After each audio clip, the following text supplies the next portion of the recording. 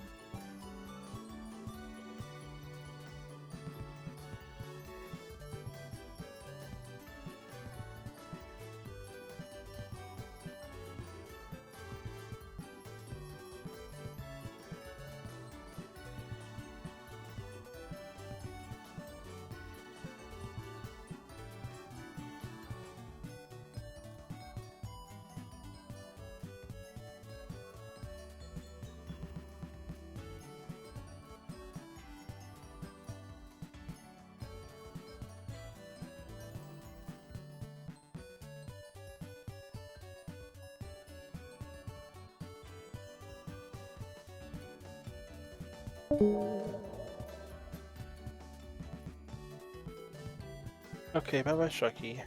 Oh. Did The he... shock explosion. Wait, huh? Did he have to go, or did he just... Shocky just disappeared. I have no Oh. idea. Yeah, he disappeared.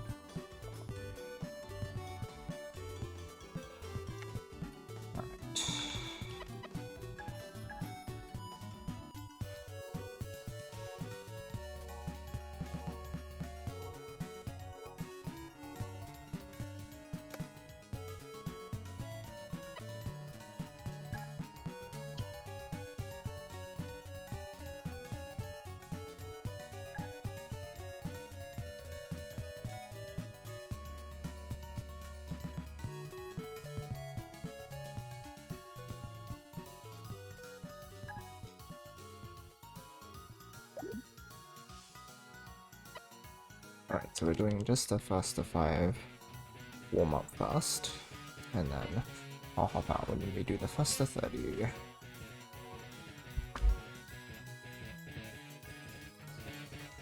Okay.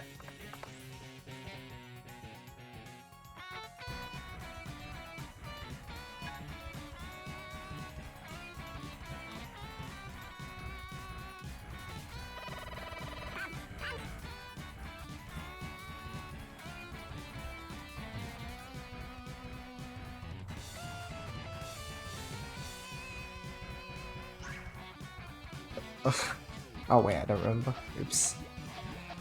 I got the window up for the screen share, but I didn't actually press start sharing. Wait, did I? Lol. No, you didn't. Oopsies.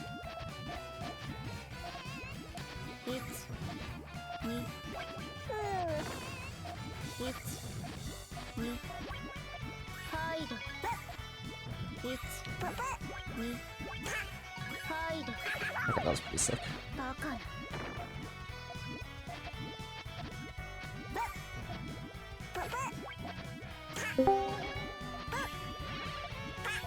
There he is. So that. 奪えなかっ Hellos.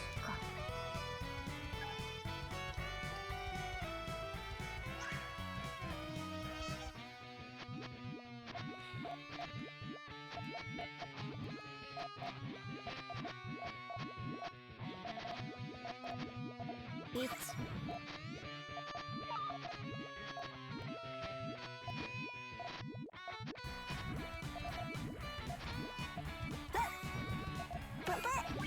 やるな。やるな。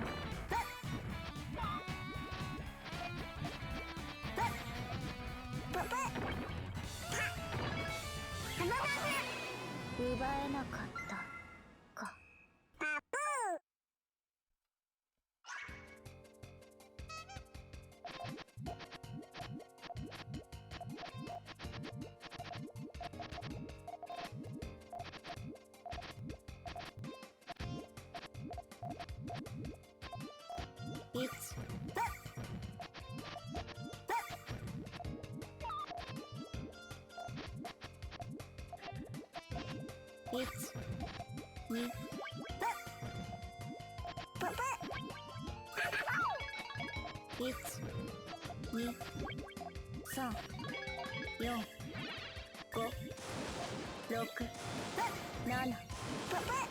ドミネーション。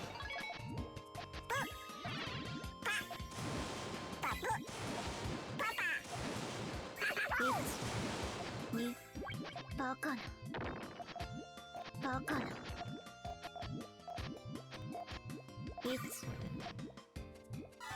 Oh, he wants sick to me. か。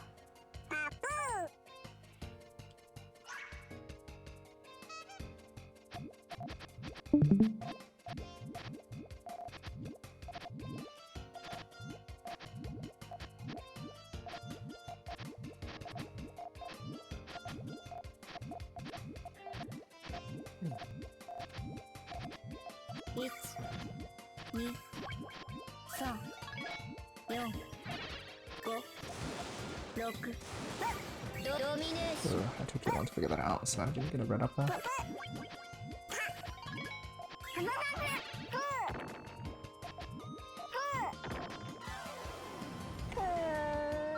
すべてを取り込む。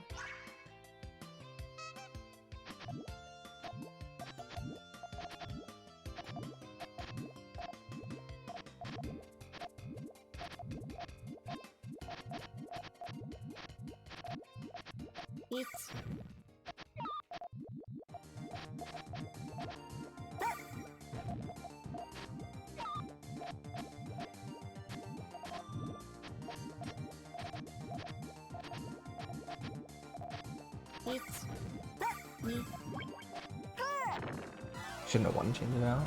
Oops. すべてを取り込む。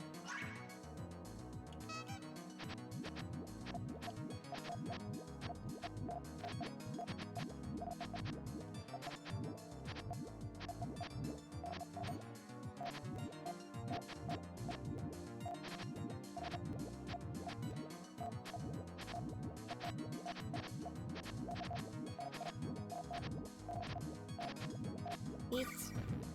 奪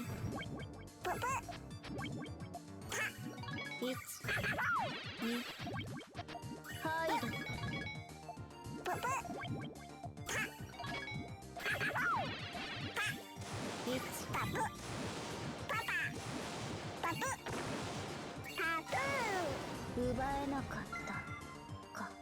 パプー。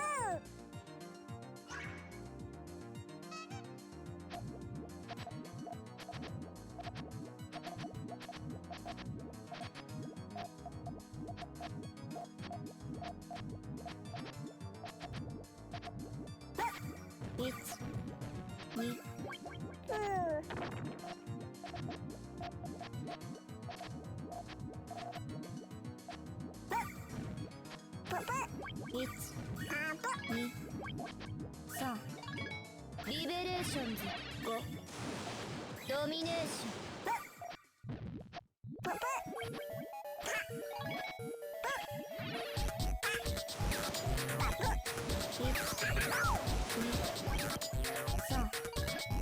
スナッチパカ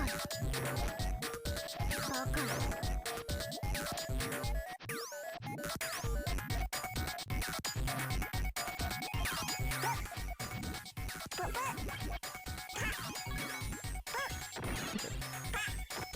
Time to do the faster 30. Okay. Alright, friends. I'll catch you later. Good luck. Enjoy. Thank you. Have fun or else. I will. Yeah.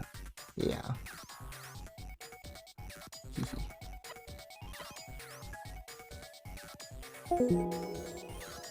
Alrighty.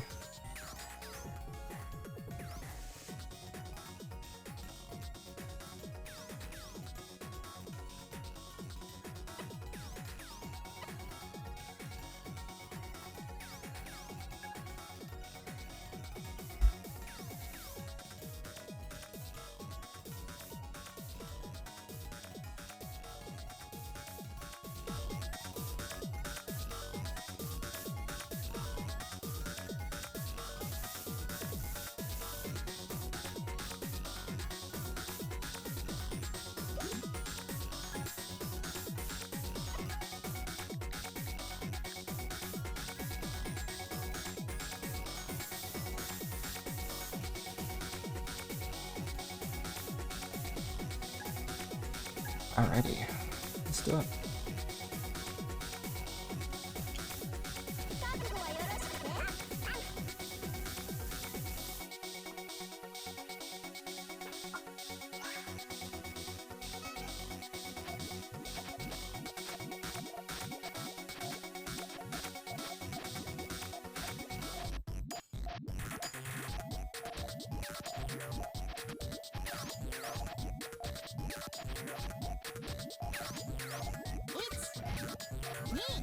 Let's see if he can actually manage to outshoot.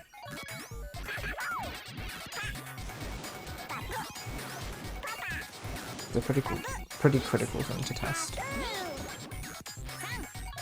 Oh wait, that was an unfortunate cut. I didn't even see how it cut.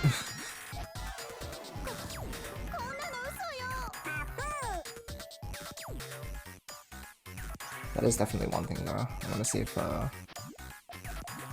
he is pivoting so much that it's difficult for him to maintain.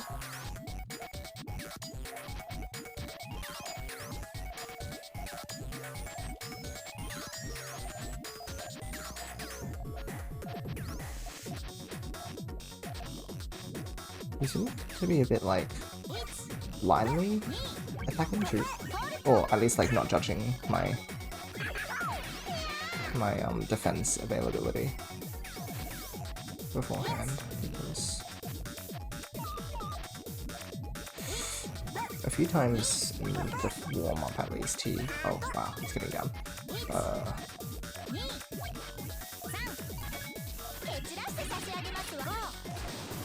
Oh, I should have extended it with the green. This is kind of thing. Oh, whoops. What the? I forgot my green Puyo. But yeah, I wonder if sometimes he is committing to stuff without checking for anything.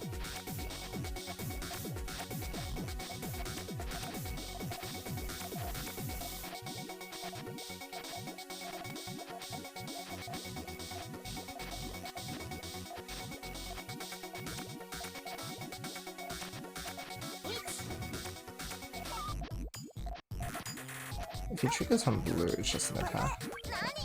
Otherwise, it's cool.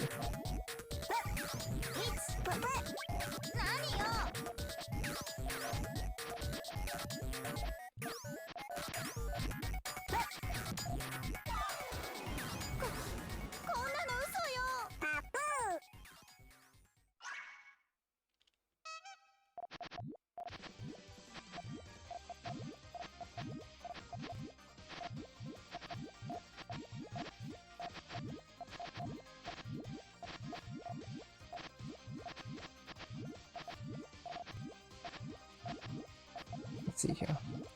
Reaching? Oh, full. Okay. Cool.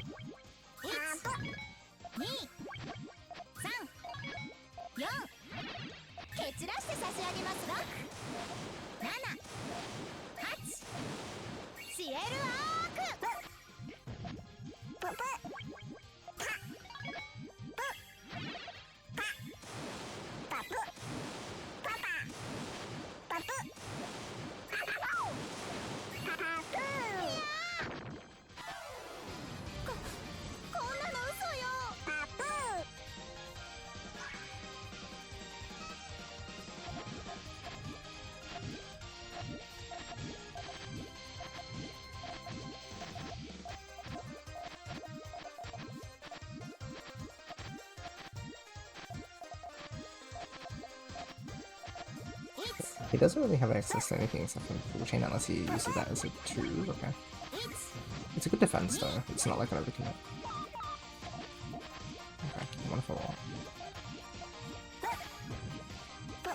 Full chain.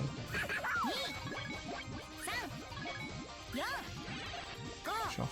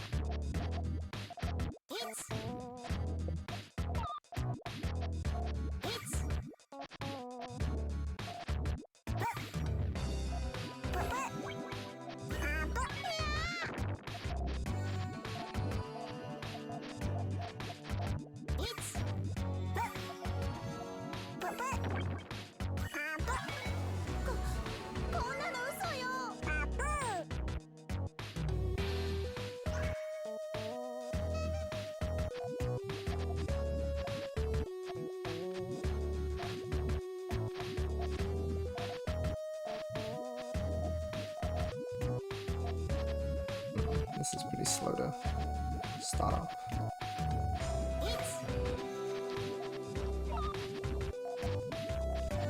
Okay, safe. He can 3 chain if he wants.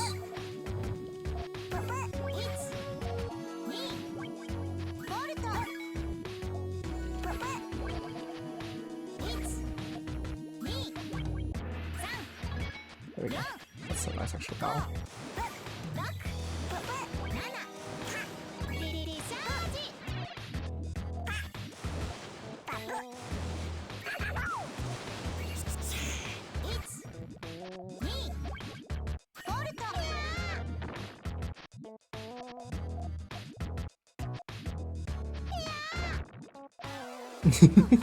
For a winner award, so true, so real. Sin is the winner, guys. Don't you make any mistakes about that one.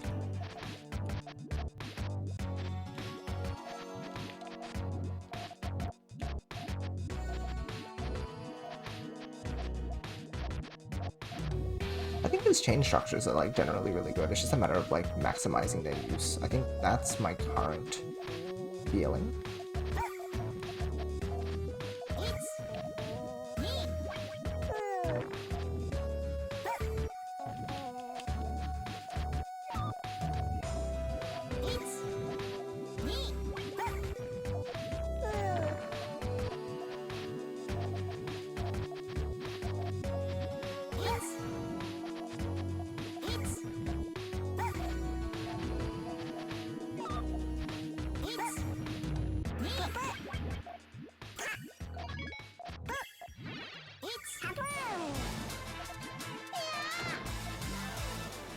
Oh, very much.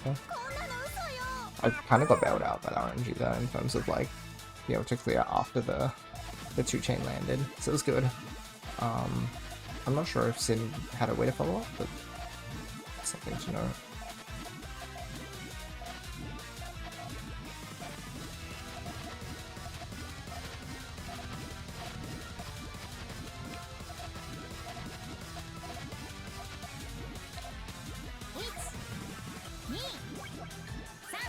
Okay. We can fight that.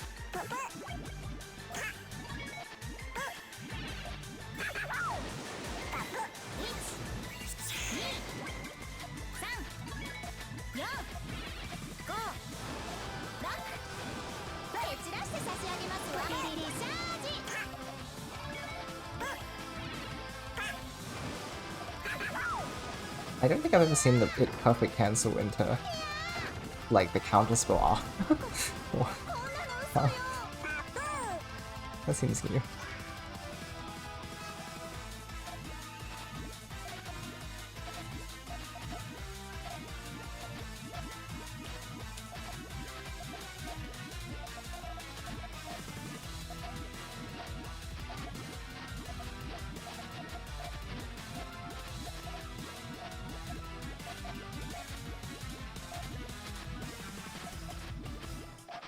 Initiate. Okay. Nice. I figured he'd want to fire it at some point soon.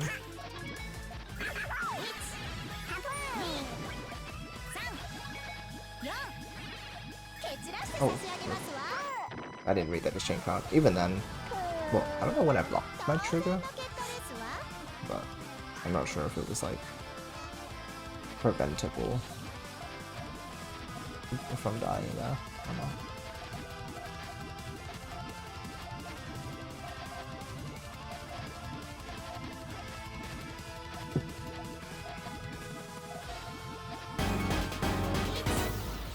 That's nice. Good one.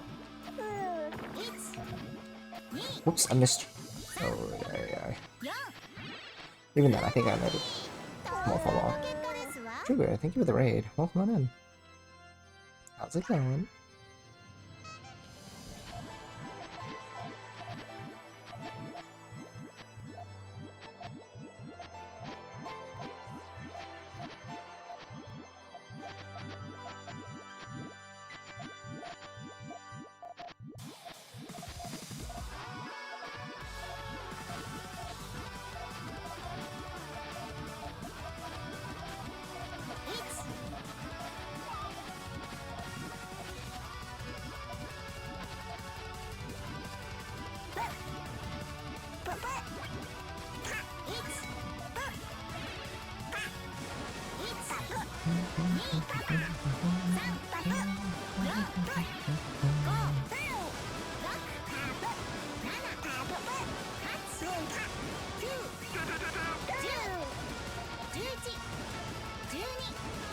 Okay.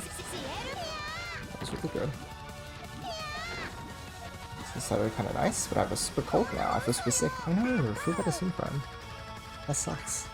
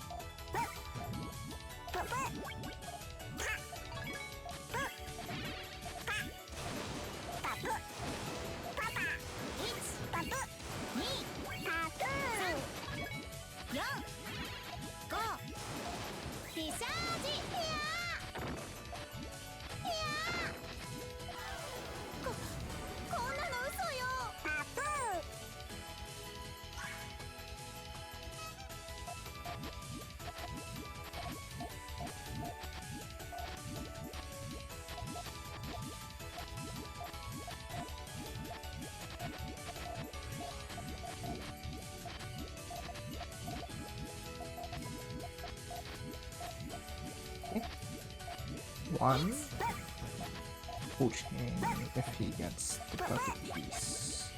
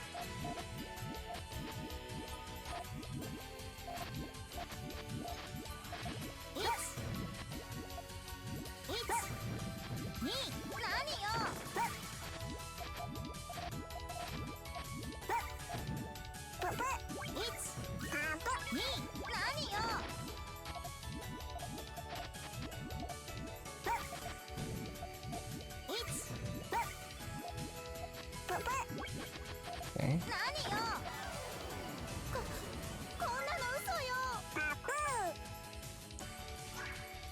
How's your day going? Pretty good, pretty good. Had a really good TGM session earlier. And now, time for some good old Puyo. I think I might have drawn my piece if I hadn't hesitated earlier. I'm not sure. No.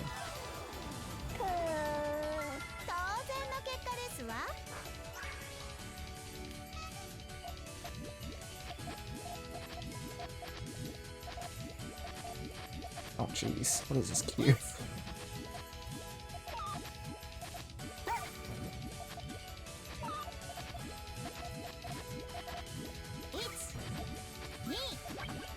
Yeah, okay. I can understand this. This is...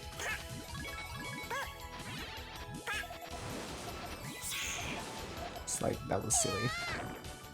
Next. Let's get back to the TGM grind. Do you have particular goals that you're shooting for?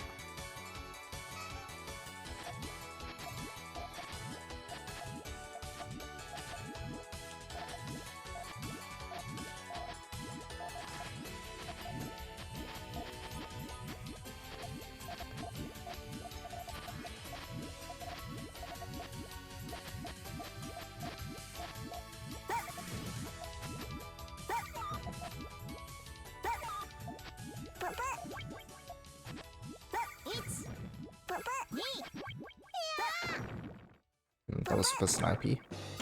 That was super nasty snipe. Rather, super snipey. The 1-6 was really weird.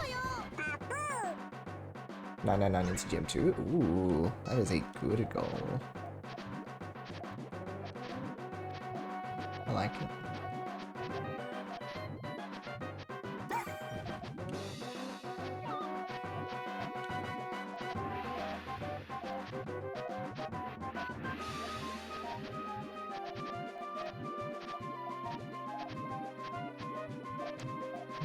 Right.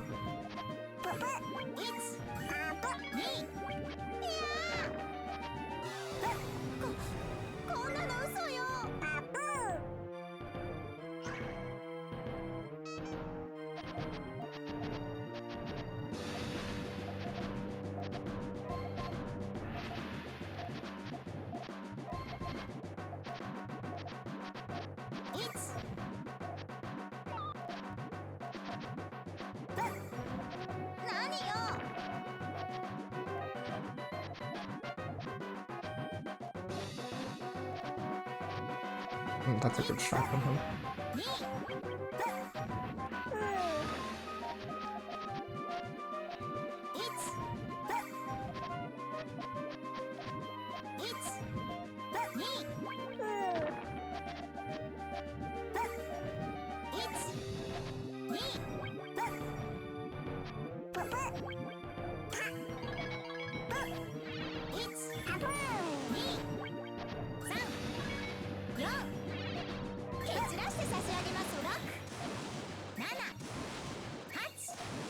The thing was that the lack of a follow-up made it possible for me to make my way down.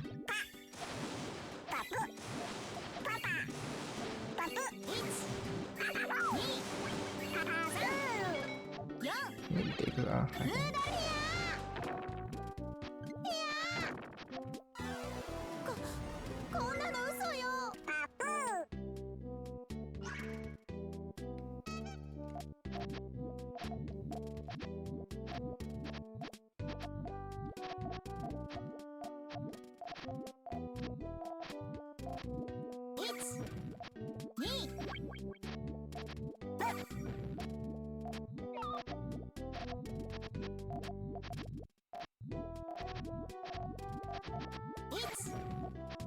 I don't want to cut it early.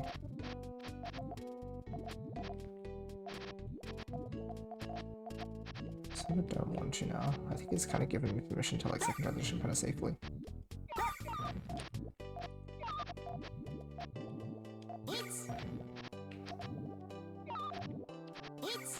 Oh, jeez.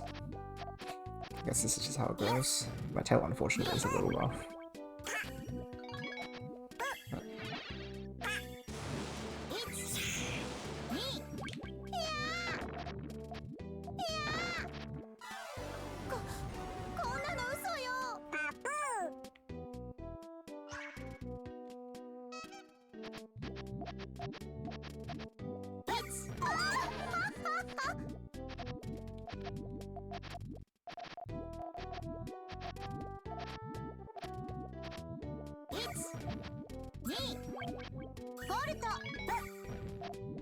You got so close once. Want to see the ending? I believe.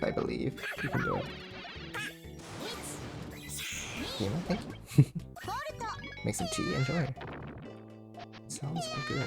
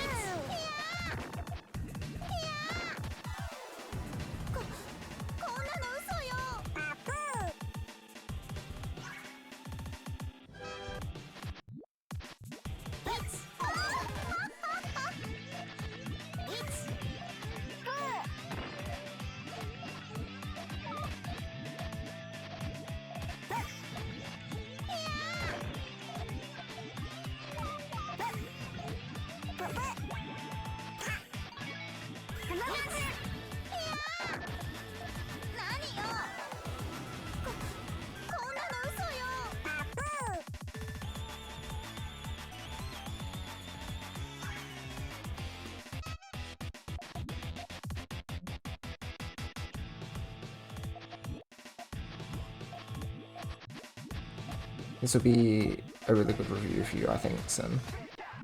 Yeah, we'll talk about it. Because, like, honestly, I look at the way you're playing right now, and it doesn't even feel like you're doing things wrong. Like, you're building clean.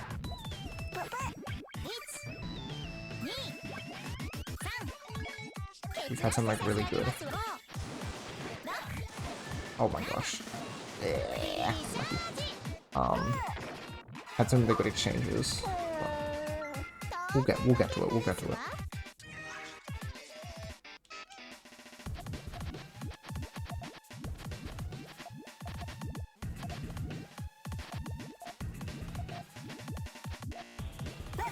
Did he mess up his chain? No, that's fine actually. That's kind of normal. Although, yeah, good thing I kept an eye out because that was a little bit of a weird one.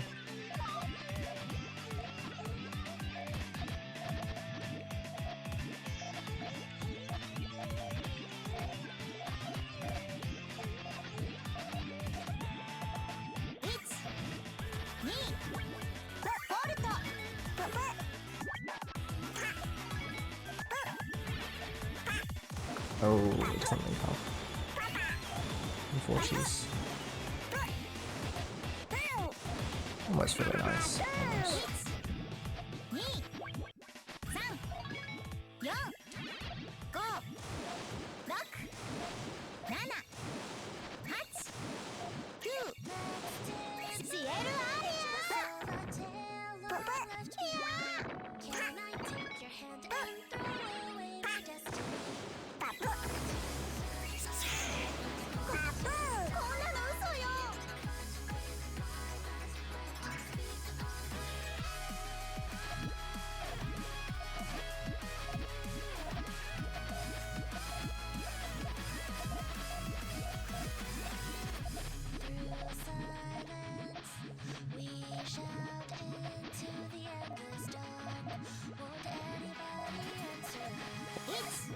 Good sponsorship.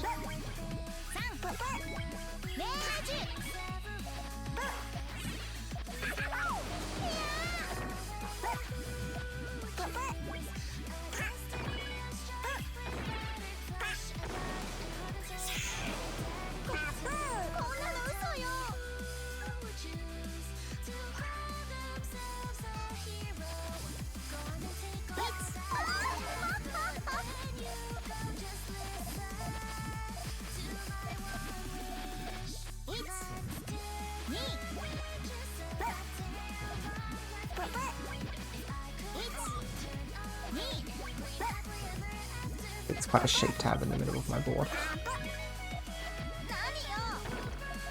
Let's just like do this.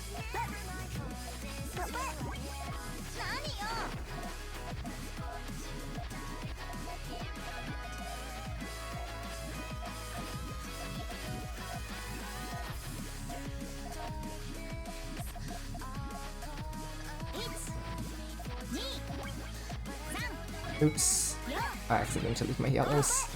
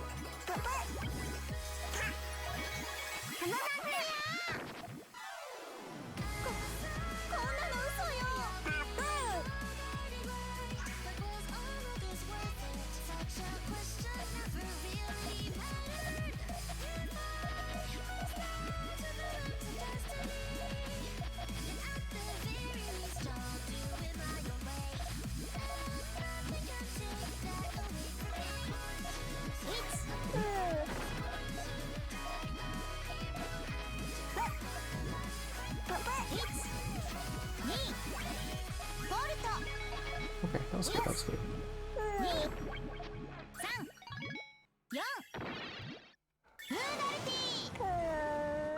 当然の結果ですわ。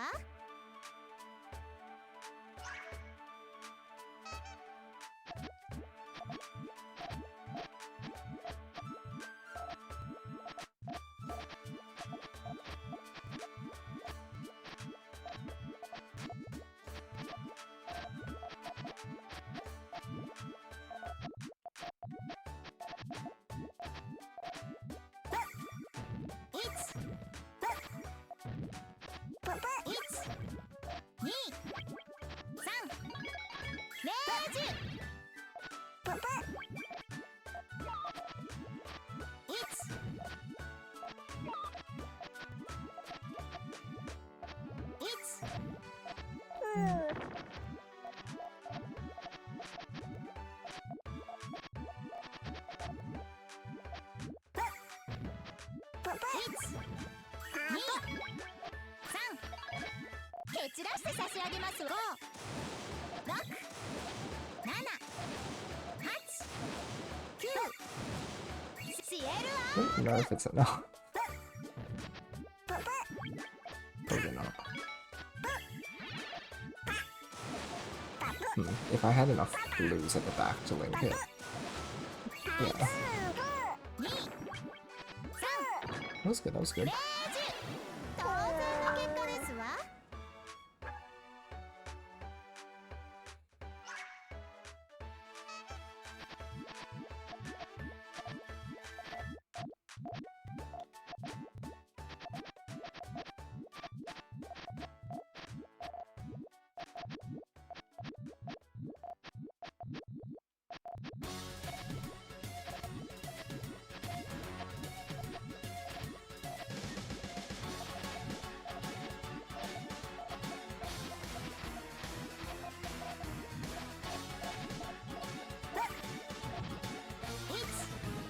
Really nice. Oh wait, no.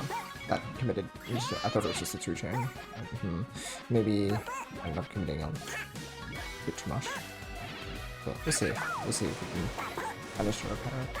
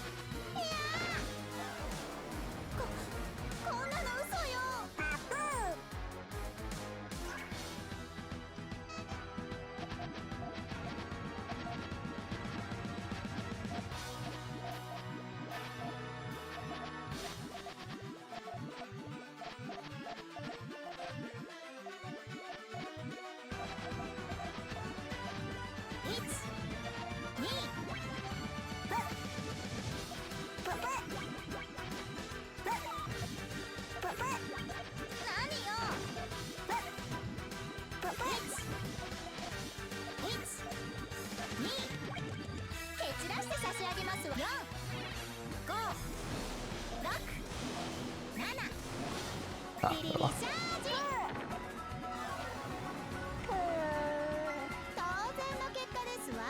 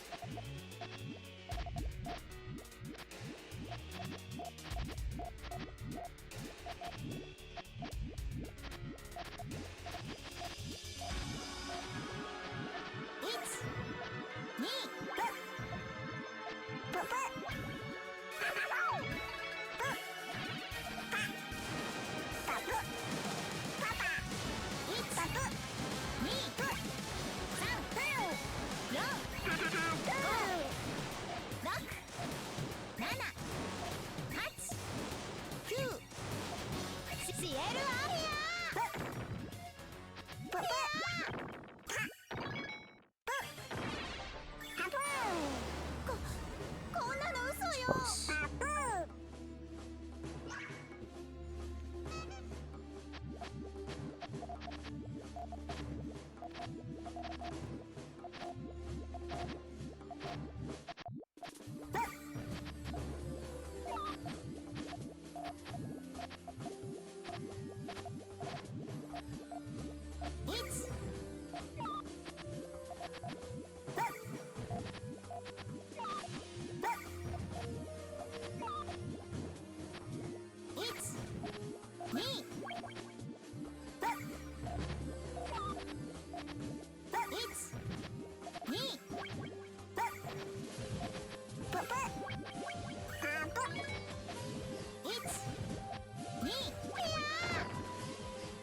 We'll put back through that.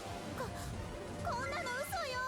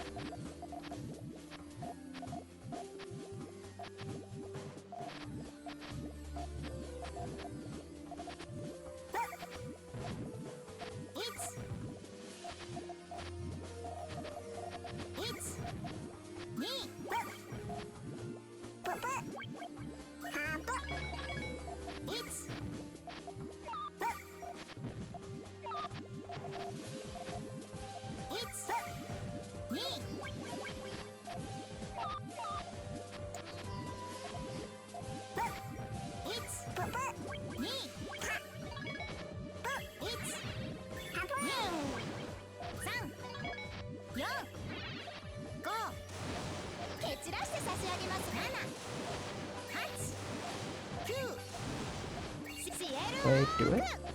Oh my gosh. Whoa. Whoa. That move tech to like make sure that I got it up there in time was kind of insane. Oh, wait. I think that saved me too. Oh, that's insane. That's nuts. Wow. I believe it only pieces up though. That's crazy. Wowie. Cool move.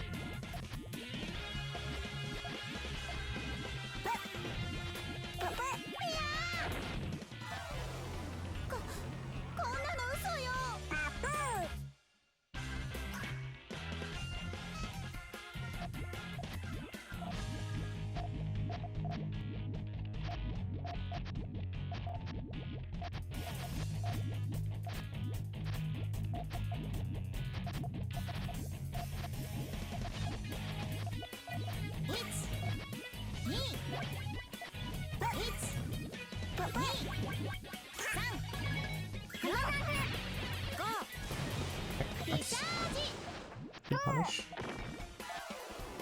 当然の結果ですわ。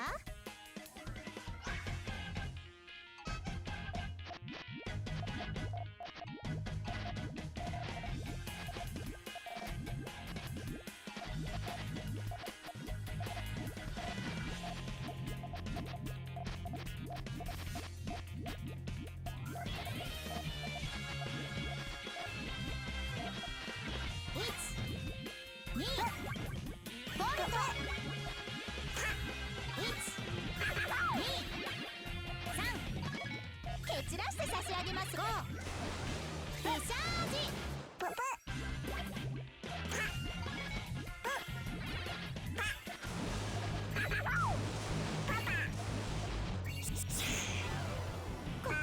GG's. Oh. Oops.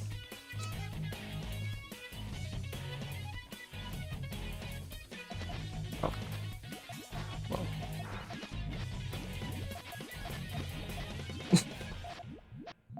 What's the count? Is it 31 or something?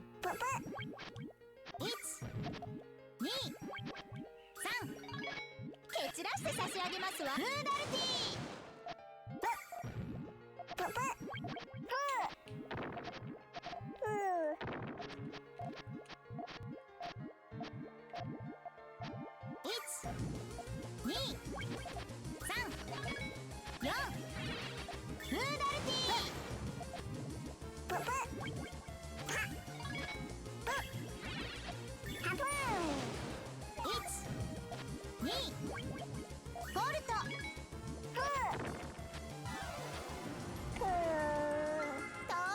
Good that he's asking. What? For sure.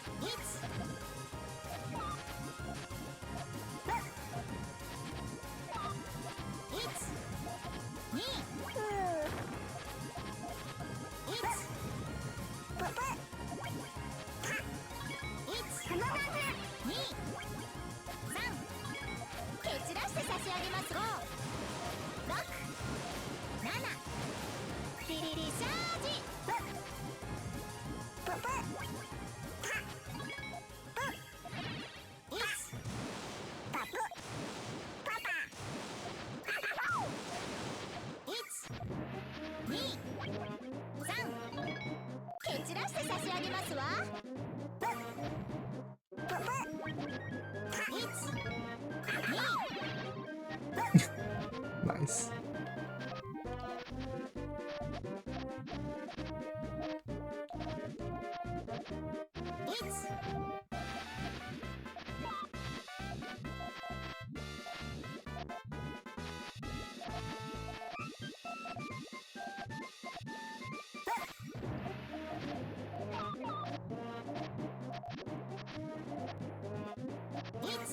Oh wow.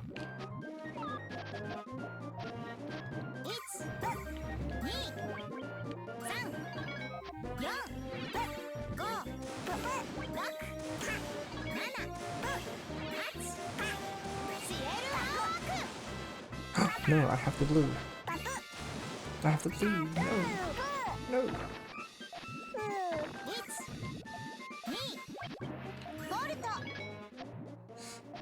No. Sad. 当然の結果ですわ。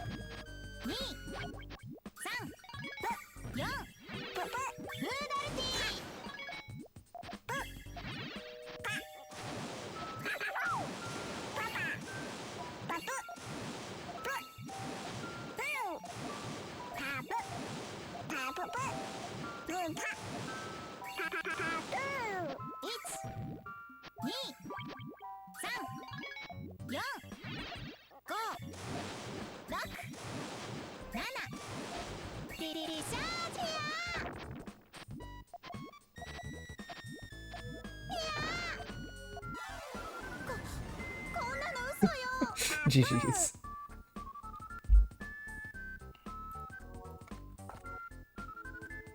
That's very silly. Nice. Alright. Would you like to hop into a voice chat and just like flick through the replay and review it?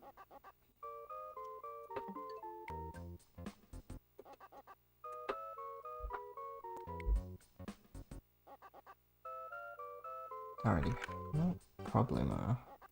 Let me go ahead and change my audio outputs back to my computer then. Like the standard.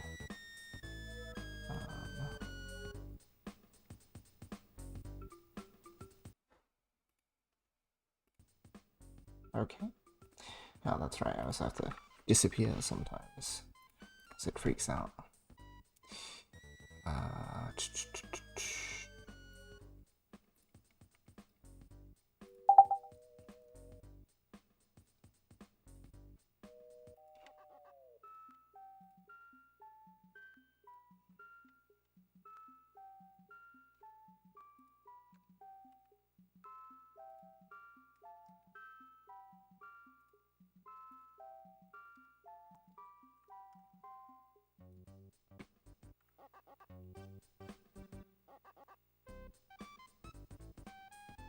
Few of those when you're doing something silly when firing the close cut. If you were not looking enough before firing, we're not sure what else. Okay.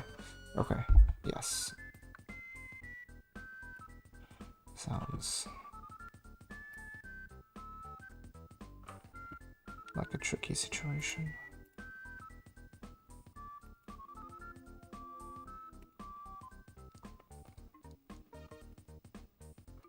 Let's get a notepad up as well, just to like jot down some thoughts as we're going. Maybe I'll get a change them up as well, just to be sure.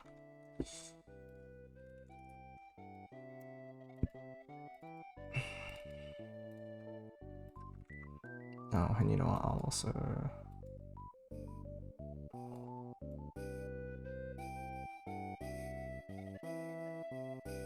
get my little drawing program up too.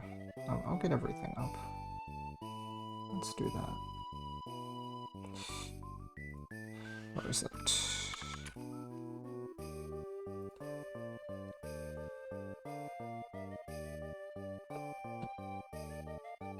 So generally okay. I think they deteriorate a bit towards the end. One thing is that if I had large attacks which work against other players, and assumed you're in a main-only situation, but you're more prepared than other overseas players. Yes. Okay. Cool. There are some good thoughts you're bringing to the table. I appreciate like hearing your forethoughts. That's usually how I start the discussion anyway. So, good that I hold on. Did my switch not turn off? Let me check. Sorry, I'm gonna have to put it on here. I thought I pressed sleep. There it is.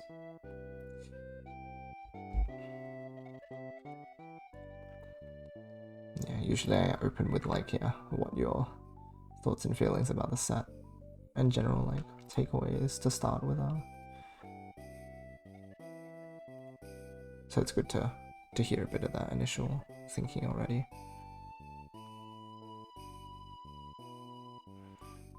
Okay. We've got that.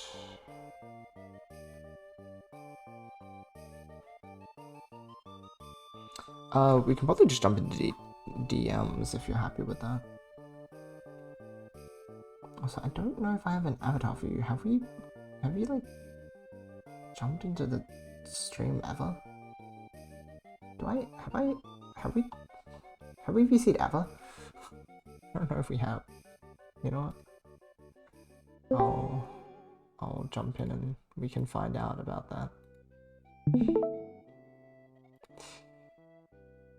I don't think so. Okay, hold on. Let me see if I can grab a little thingy for you. Just so that people know it's you.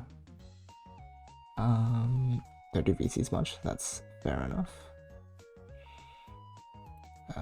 Let's see.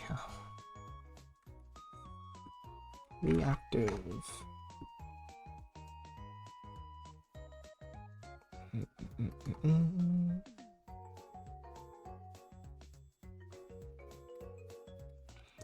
Sources.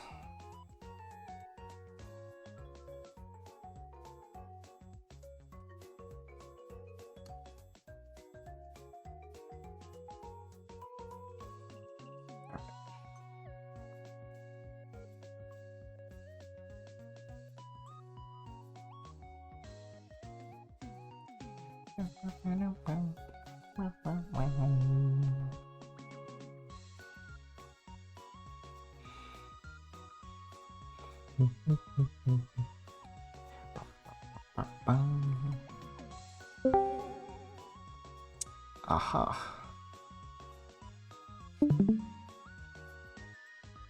Good.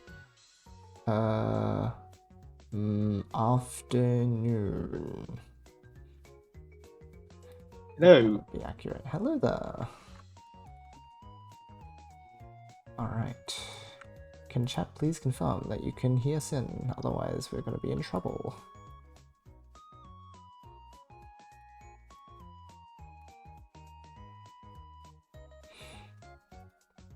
Hello Sin. I assume that means that you can hear him. Can you hear me? Thank you everybody. Okay, good. Awesome. Oops, why did you... Oh, wait, no. It's because visibility. I turned it off by accident. I'm very good at this streaming thing. Alrighty. So, let's... I'll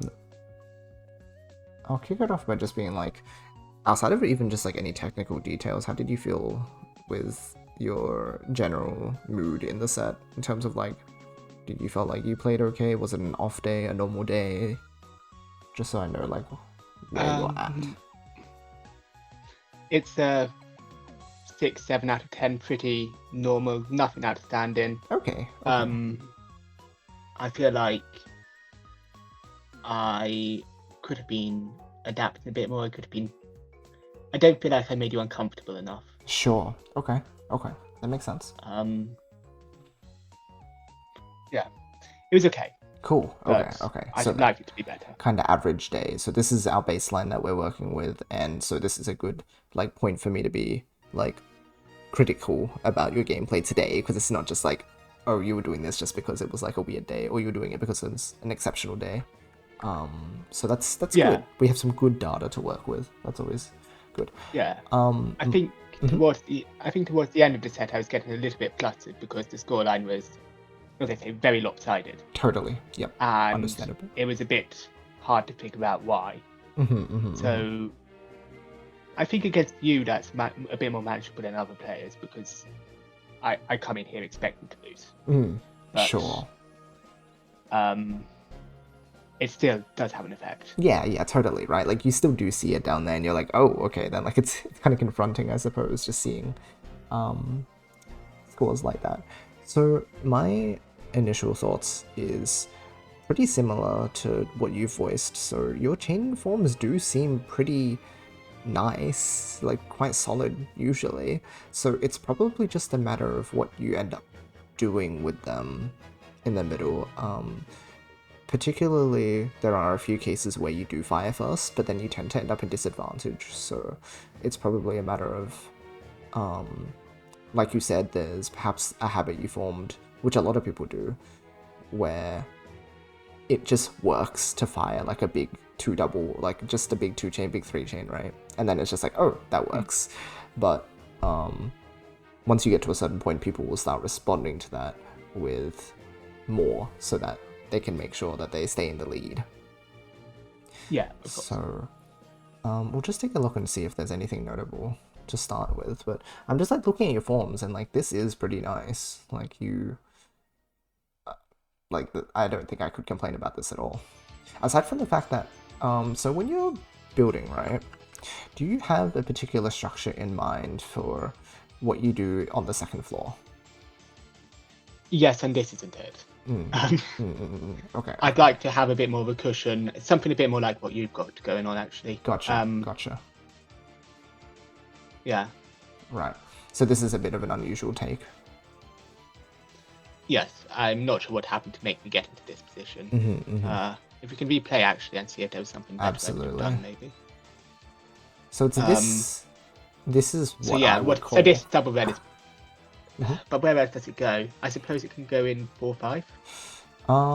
So yeah, there's two options I would say are or you can multi-stack with it.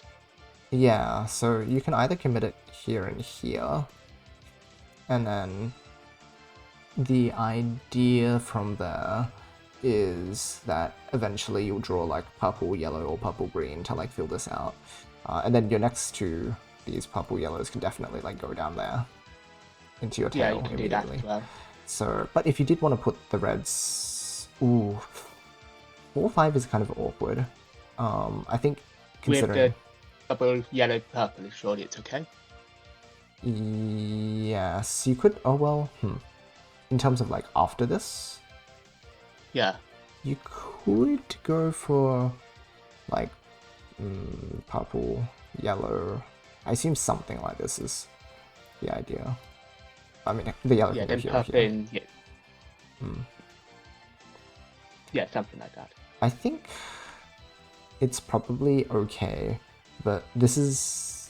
I think using the reds together just to make sure that you've got like more of this available is a good priority, especially considering like you can just purple, yellow, straight into main. So like this, because then that creates just like a perfect tail shape as well, alongside the fact that like this is available, and then you can just go from there.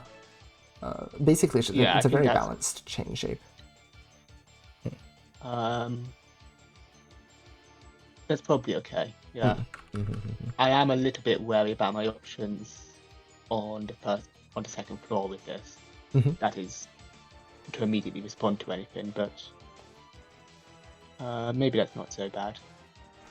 We'll take it because I'm 3 points away from firing anything on the purples. Yes, that's true. Although, it does depend on the player that you're fighting, but well, at least against me, and this is not super useful advice because it is a player matchup thing, but against players like me, at least, I tend to focus on making sure that like I have my base complete, and then my multiple stack starts before I try and fire anything anyway. So unless you're against like pretty aggressive players who decide to fire something like this early into the game, which tends to put you at disadvantage anyway, Usually you don't need to worry about having a trigger immediately ready. Or like if you're fighting Dan, for example, yeah, like make sure your trigger's open, otherwise he will just kill you. But if not, then I think it's okay to be committed to like needing 3 purples here. If you're super concerned, another build order you can use is after you do this piece, you can do this is what I would do. Purple, yellow, and then I would go either wait, hold on. Yeah, this was something else I was thinking about. Yes. Although not quite like that. Would you have put the yellow in the other direction? Pretty much all in column 1. All in column 1? But the same principle. Oh, I see. Like purple, yellow up this way. And then yellow, purple on top. Oops, that's not purple. But I think what you've got is a bit more versatile, so it's better. Yeah, this... It really depends on what you want to set up for. But either way, I think this is also not a bad move. This also makes sense because it does leave me a bit vulnerable to a lucky 1 chain. Yeah, that's true. It's okay. Yeah. Ultimately, like at this stage again, it's pretty safe to make sure you're just developing your resources in the first place. So, but yeah, definitely this is the sort of thing where I would like immediately go, oh no, this is like going straight into, unless you like want to build your second position really early, but generally you want to like do a bit of cushioning or multiple stacking to make sure that you're making the most of like, as particularly column 1 as well, because that tends to be where a lot of waste happens. Yeah, it's more difficult to fill that out. Okay, this fire is interesting. I'm just, would you happen to know if you were observing at this time? I think for this one, I was observing and didn't see anything particularly obvious on your board. That's fair. And at least nothing that was obviously as big as this. Yes, so this is good because it does catch me into main chain, but I think this first game I even said out loud that I was just testing your extension ability under pressure. So this is a good like, let's see how you went. I think under pressure I am a little bit weak. So. Okay. And then on top of that, it's all a little bit wasteful here. Unfortunate cut, but yeah, I guess don't think it was enough even without though. Yeah, let's see here.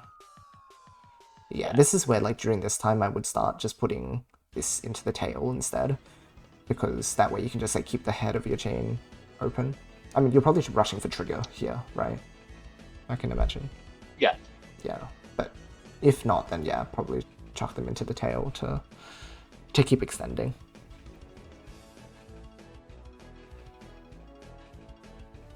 Okay, so that first one is just like extending under pressure. So I'll just like keep note of like why the losses cropped up, and that way we can potentially. That's a good idea. Yeah. So for that one, extending under pressure, I guess. Would you say that's the extending biggest? Under pressure? Because it feels like the attack itself was actually well timed. Yeah. The attack was good. The form wasn't good, but it wasn't the reason I lost. Yes, exactly. Okay. Yeah, extending under pressure. Cool.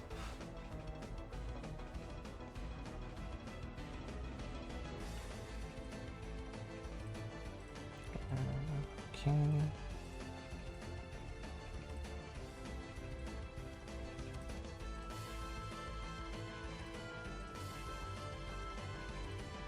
Okay. Another one. This one I don't think I looked at your board properly for. Okay, gotcha.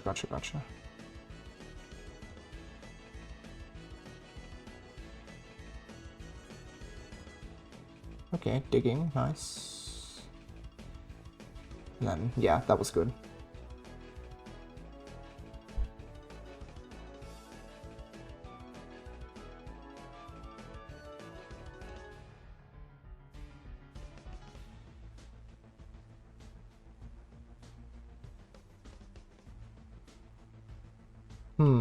How would I evaluate this?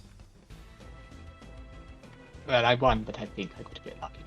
Yeah, so I'm just like trying to make sure that I'm clear about like whether you had put yourself in advantage or not. Like this Yeah, setup? this yellow over here I think is really bad. Yeah. So I'll go back a bit. It feels pretty committed to this. Like there isn't really a way to main chain very well from here, so I guess you're forced to set up an attack. Yeah, I think what I noticed was that I had put the yellow in column 4. Yes, that's and then the right. yellow's in column for the 3 tail. cut of that. That means that my tail is a bit useless. Yes. Yeah. So I kind of have to fight to clean up. Interesting. Okay. Do you tend to make sure that your cleanup moves are like big attacks? If I can, I'd like them to be attacks. I'd rather have them actually do something. Okay. Possibly that's because it's a bit middle and a little bit telegraphed, but okay. I have the craziest insight that recently I learned. And whether you take this on is up to you, but from my view, it's actually okay to just like one chain this yellow off. Like, particularly here, like just a 1-chain-5 group. First of all, it's a 5 group, so it sends a bit of additional damage. But second, you also have your soft drop bonus accumulated. I don't think we've chained at all from here. So if you sent that one chain right there, it probably would have sent like 3 or 4 garbage. It's something disruptive. So first of all, it's just like annoying for me, and maybe I'll just one chain in response and it'll become a nothing. But I think generally, you don't want to like have to force yourself into this option, because if I had made this like a 5 chain, then you'd be in a lot of trouble. I think that makes sense, and I've heard you and Tom talking about this recently, actually. Yeah. It is something I've actually been trying to incorporate a little bit. Okay. I'm not sure if you noticed or not. But in this case in particular, I'm not sure it would have worked, because then the greens become awkward. That's I can't true. use these yellows effectively without putting the yellow in 3. Yeah. I think now that I look at it more, the greens were more of the problem than the yellows. There were ways to work these yellows, but not after I put green in 4. Yes, that's reasonable. So if I put that in 2 instead, it's still not great. It doesn't use my column 1 efficiently, but it's much more workable. Yeah, I think it just goes from there. So it's just a matter of, in general, I think the gist of it is a lot of people tend to build very committal attacks because they feel the need to delete their resources in an explosive way, which, like once upon a time it was pretty effective, and sometimes it still will be, but it's just something to be aware of these days, especially if it's like a 3-chain, because a 3-chain gives a lot of time for the opponent to like extend by 1 and make it a 4 or 5-chain in response.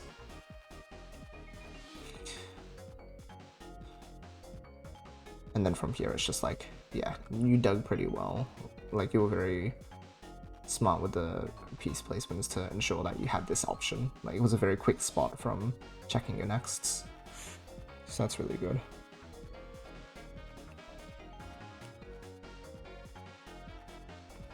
Just forgot my green. Oops.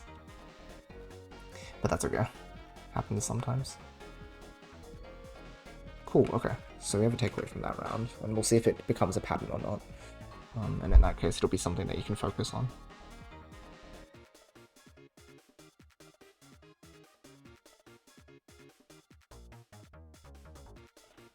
Interesting, okay. This is tricky just from like a shape perspective. That's my like the sirens in my head are blaring about the imbalance between this side of the board and that side of the board.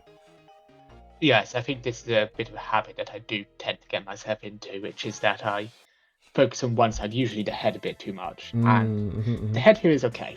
I don't mind the actual 4 minutes to take it. Sure. It's maybe the blues could present a problem with cuts, but it's mostly fine. Yeah. I think. But yes, I haven't focused on the tail enough. Yeah, because of that high imbalance, I think you probably have to like buffer Puyos to actually access anything. And the other thing is just the fact that this is so committed to main chain. There isn't really a way to cut it, so With the blues, maybe? The blues in column 1, are you thinking? No, you could trigger the blues on column 3 there. That's true too. Okay. Would That that present any be... issues later? Not really. Not really. No, that's a pretty good resolution. I suppose if you were attacked in this moment. Okay, one chaining stuff off, that's fine. Yeah. So this is one of the things I've been thinking about, which is whether it is better to attack opportunistically, that is to build up this type of structure, and then have a chance to attack. But that's pretty dependent on what you get, and it may be inefficient to attack with it after a certain amount of time, and of course your opponent could have something built in response to it at that time. Or whether it's better to build up a separate chain to attack with. I think that it's fine either way, and honestly I like the way that this is set because the fact that it can pivot into main chain if you just like ignore the blues, or you can use the blues, is a really strong use of your resources, because that way you don't have to be committing resources to 2 different things at once. If you can create one set of shapes that will fulfill 2 purposes, then you're just being like super efficient at that point, right? Like if you can attack, then attack with it, and if you can't, just turn it into main chain, right? Like there's no issue with it. So honestly, I think that these sorts of structures are pretty powerful. Yeah. I don't think I would usually urge that you have to build a side chain unless you're thinking towards like, oh, after this, if it's not going to be enough, then I want to follow up, then that's when you want a side chain to follow up with potentially. Or if you want to start with something smaller to give yourself the opportunity. So there's the fact of the matter is that this has to be like a 3 chain, or at least a 3 chain. And so that might take too long if you fire it immediately. But if you build like a 2 chain side chain, or even just like a 1 chain to block triggers for me, and then you follow it up with a 3 chain, that would be a good use for a side chain. So if you're thinking like sort of 2-step strategies where you either do the side chain first and then you set this off, or you set this off and then you follow up with a side chain, then sure, it's good to have, but I think it's not necessarily something that has to be in place, if that makes sense. I think that makes sense, yeah. Okay. Did you have any other thoughts about the structure here? I think the tail has somehow worked out pretty well. But... Yes, actually. This is really nice. I like it a lot. It's a pretty rough cover. I think that's just me getting lucky, yeah.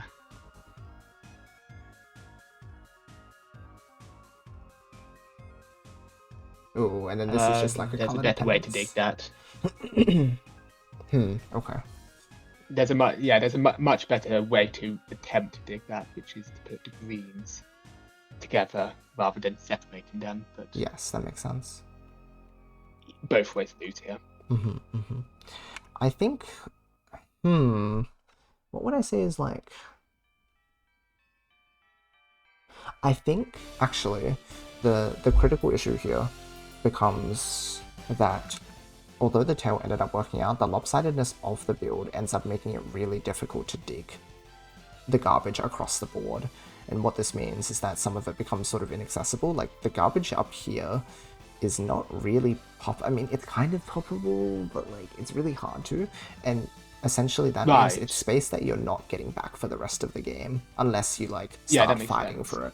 And so even if you were to dig and set off your full chain, I should theoretically be able to outchain it. So I think ultimately like the chain shape was the issue in this game more than anything. Yeah, I was wondering a bit what you meant by that until you mentioned the space advantage, because the lopsidedness has in some ways made this more diggable than it would otherwise be. Yes. But it is not great. Even if I do dig, it's not great. I think that's the critical thing, because it's easy to take the direction of, yes, it's true that it tanked the garbage more easily, but it's a matter of like, what does tanking that garbage give you access to? And ultimately, Yeah. it just gives you access to your main chain, but it's a weaker main chain, rather than it giving access to like, oh, a good dig, which would give you the space to create a big chain or something along those lines. So, yeah. Yeah, it's a good point about the players at the top being inaccessible to garbage players, not really being able to be popped. That is just space I lose out on. Yeah. But if I didn't build it quite so lopsided, would that have made much of a difference in that regard? I think that, like, let me think. I think it becomes a lot easier to dig, like, 1 or 2 lines of garbage when you have a board that's, like, closer together, because then you can distribute stuff across these it's mainly an issue because of the fact that you have to distribute your resources across 2 columns that you can't regain space easily. Whereas at least if it's clumped together, then you can build like a 2 chain on top of the garbage, and then it'll like clear most of the garbage out. Right. At least that's my gut feeling about it. I'm not sure if I'm entirely right about it, but it feels like the garbage would be more accessible. Yes, I feel like you can. That does make some sense. If it's a bit more level than the 1, 2, 3 garbage, you can maybe clear out some of that naturally by chaining down. Yeah, you can't really do so here unless you want to somehow just maybe you can clear out the 1 in 3, but that's nothing. Yeah. I guess like the immediate example is like if I had to take that same garbage, it would be a fair bit easier to like remove the couple layers of garbage. Yeah, that makes sense. Yeah. So I would say the main one here was chain shape. Unless you'd like to argue against it, but yeah. Chain shape might not be quite the right way to put it. Okay.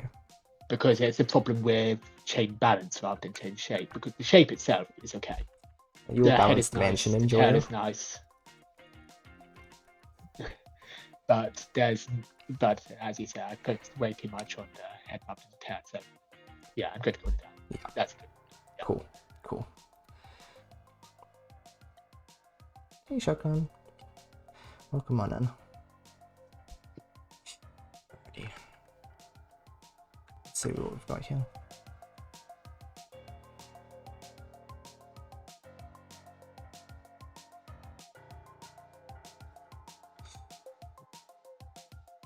Oh, okay. Yeah, I don't. Well, it's doable, but it's very restrictive. Yeah, this is just particularly tough because of the fact that there's 3 colors waiting, but there isn't really a way to bridge this tail very easily. Like yellow's already here, red is here. If you put purple here, it becomes kind of awkward. Like it basically only accepts green. I think. I mean, purple. It might be fine, but it just it's a very unfortunately like awkward situation. I think. Yeah, I'm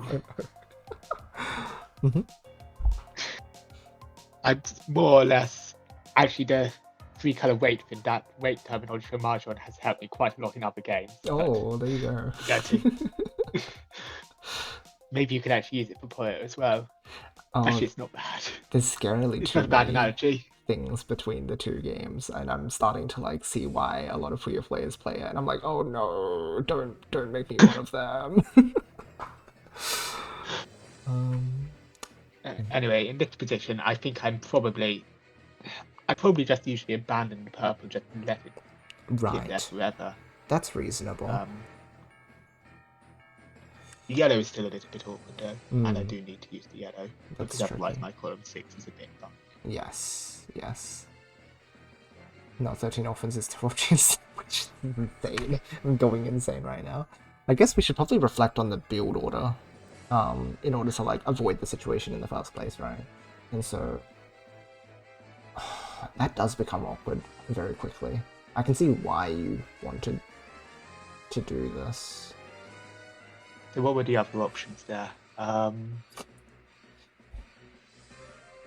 I don't see anything obvious unless you want to make weird shape with the GTR joint. I think this is okay. It's probably actually. I think my main problem with it is the committing of the yellow here, because it introduces complexity to the tail. Yeah, I think that is the worst part of it. So you could To probably put that in chuck that 4-5 instead. 4 Over there. Wait, 4-5 here.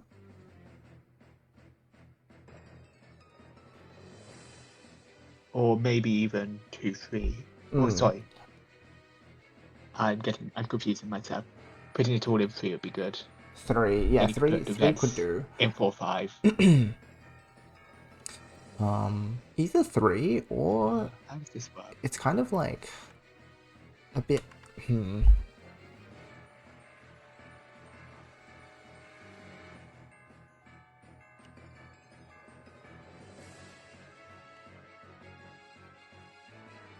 What else could you do here?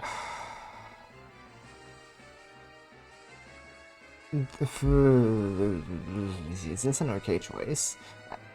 I might even say use it in column 1 and 2. Because This purple green. Oh. Yeah, it is purple green. I guess the long-term plan, from my view, would be something along the lines of, like, if you put yellow and red across here, then you can do stuff with multiple stacking eventually with this. It might be too committal for your liking, but I think, well, considering I haven't been attacking you that early, it's okay to like commit to a bit here so that you can have it for later. Sure. And then that way you can then chuck red, green over this way. Or you can put it here if you're really concerned. But the one thing that does throw me off a little bit about the yellow red on 1-2 is I feel like it's quite color specific how I have to continue from here, right? Not necessarily. So there's a few different outs. You can choose red firing order if you'd like to. Red into green, into yellow, into purple. Or you can choose yellow into like purple if you need to bail out, or you can go yellow into green, into red, into purple. Okay, yeah. There are some bailout options here. Or you could just trigger I was thinking about the multiple stacking itself, which would get a tiny bit annoying. But yeah, so this is ideally it becomes this shape here. Yeah. That's the like best case scenario. And it is okay to wait for like perfect pieces especially if you're working on your tail already. Like you might not, it might feel like there's dependence on the piece acceptance at this stage, which is a good thing to be thinking about, but it is also okay to just like you're working your tail at the moment anyway, so during that time keep an eye out for any perfect pieces you can chuck into here, otherwise see if you can incorporate them in the tail. I think that makes sense. Yeah, with the knowledge that I had at the time, that seems okay. I think the biggest thing is just that, the extra yellow over here makes it difficult, ultimately. Yeah, I think column 6 is a terrible decision because that green becomes very difficult. You have to kind of either find a way to clear the greens or clear the yellows first, and that's just... Yeah.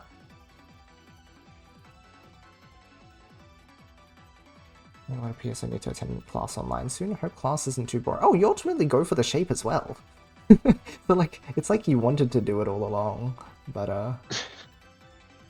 yeah, I do like. Ooh. Oh, I guess. It's just kind of committed to main chain immediately. Is the one. That is the problem with it. One thing with it. Yeah.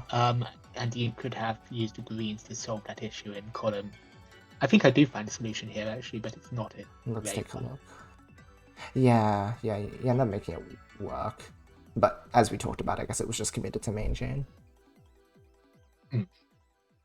Yeah, and you can put those greens on tail. That seems much better. I like the tail resolution though, so you did make it work pretty well. Stay strong and not let myself play Mahjong anymore? Is it a problem for you too, Rebecca? Oh no. What's this one? This one is build order, maybe? I think build order makes the most sense to Yeah.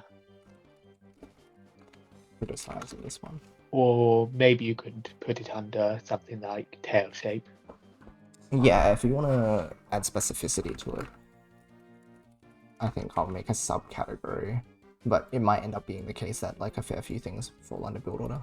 But it's true, like maybe it's specific parts of your chain that are troublesome, so we'll keep an eye out for that. Yeah, I think one of my bad habits is that I do under-focus on the tail a little bit, because it's something I learned a bit late in the business, I feel like, so... Reasonable. I think this is another case of the chain just like going pretty immediately S-shaped without like a full multiple stack, so... Ooh, and the lopsidedness as well. We'll see if it becomes an issue or not, but it is something that sticks out to me. Oh yeah, it became very unbalanced. Okay.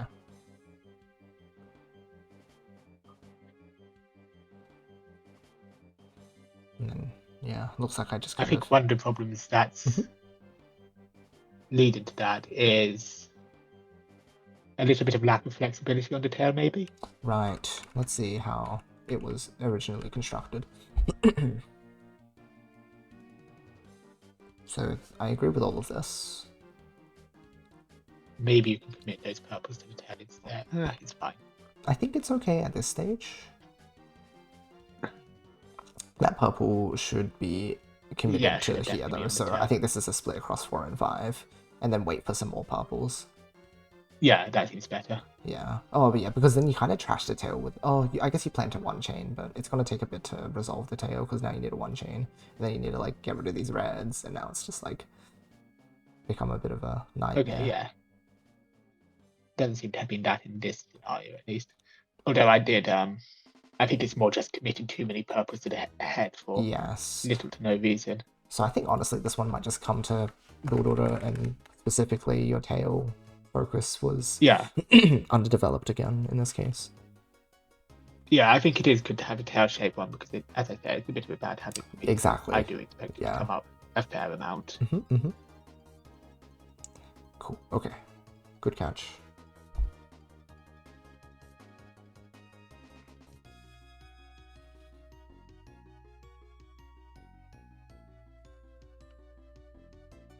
It's a reasonable choice, to be honest.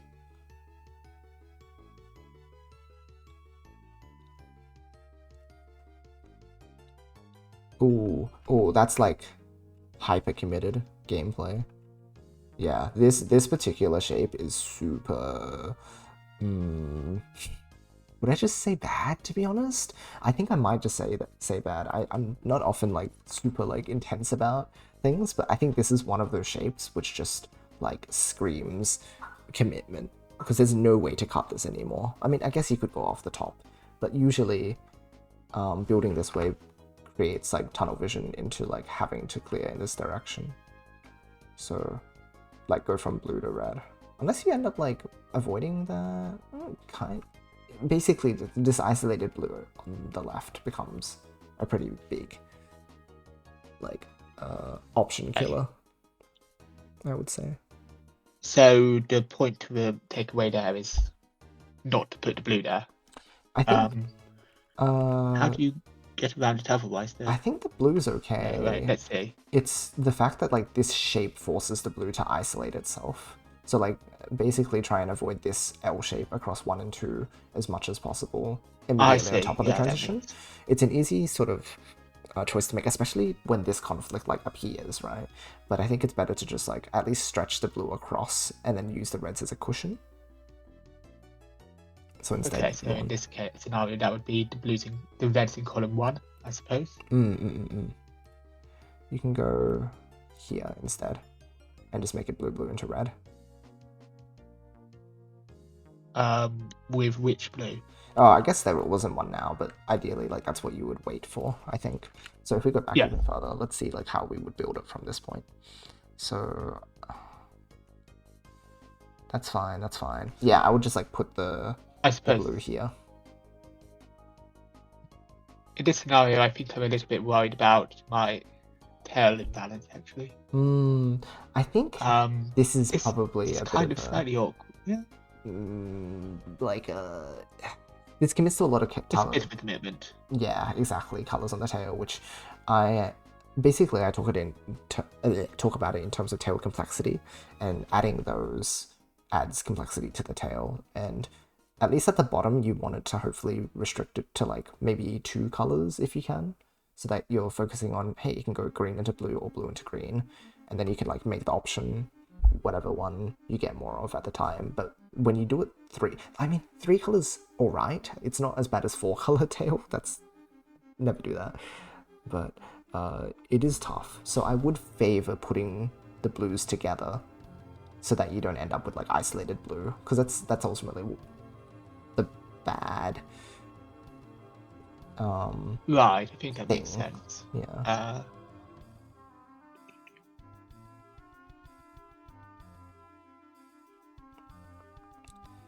But like in this game, it's currently not an issue. So let's just like see what happens. Shape gets a bit weird again. Yeah, I think by this point I'm just playing resource advantage because you had to clean up.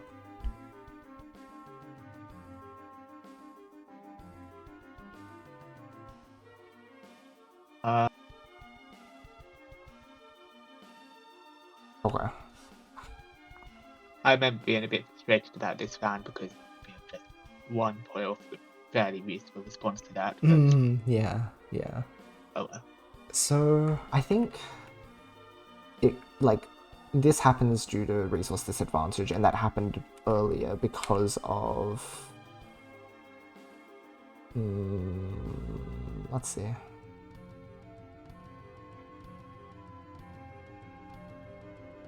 Actually, I'm not entirely sure. Like here, you're keeping up, but I guess it's just this weirdish one chain which keeps your build in a bad spot. And then you like feel the need to have to like clear that one chain, right? Is that? I don't know what I'd call this. I mean, I think the biggest criticism is build order, but you can let me know if you feel like there's some mistake you want to highlight here for yourself in our little tally. See. Because it is a bit like... It's fine here until... I think build order is a good thing to put down. I think it's the most problematic thing in this game. Right, okay. Although I don't think it's the reason that I did lose. Yep, okay. Cool. It sort of comes into tail shape because of like the commitment that like the tail shape was okay. Yeah. Oh, it did come out okay, but I suppose I think with the hesitation after the one chain dance, I said I think that is true. That was bad. Yes, that's true. But I'm not sure really if you can put it under. If you can put that under. Maybe you can put that under complexity because like I'm not sure where to put this because. Right. I suppose that could come under conflict as well. True. Yeah, no, that's reasonable. Okay. I guess conflicts would be a different, like, which thing do we want to highlight as like the big standout?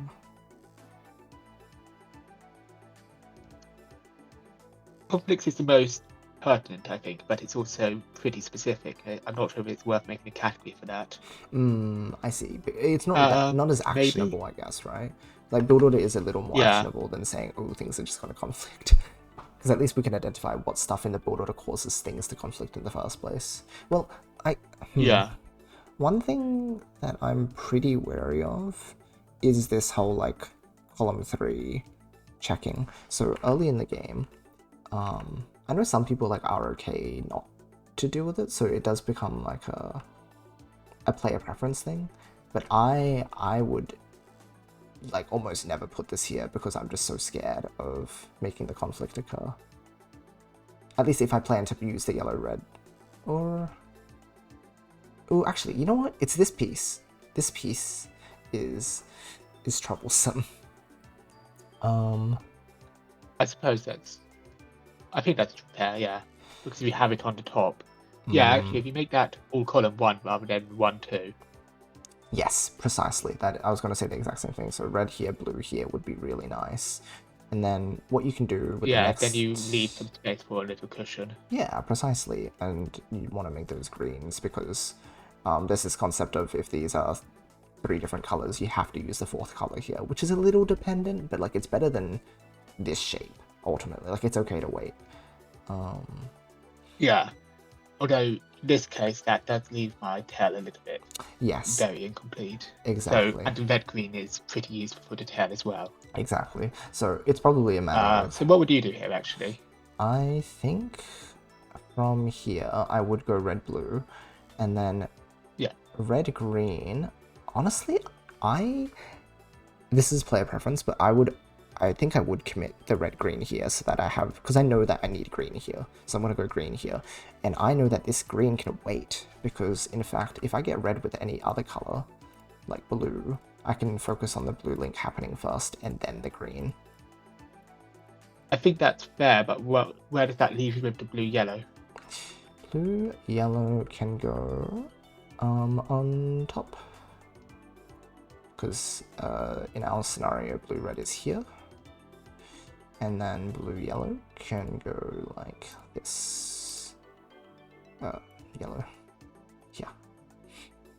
I would just continue connecting blues. I see. Yeah, I think that's okay.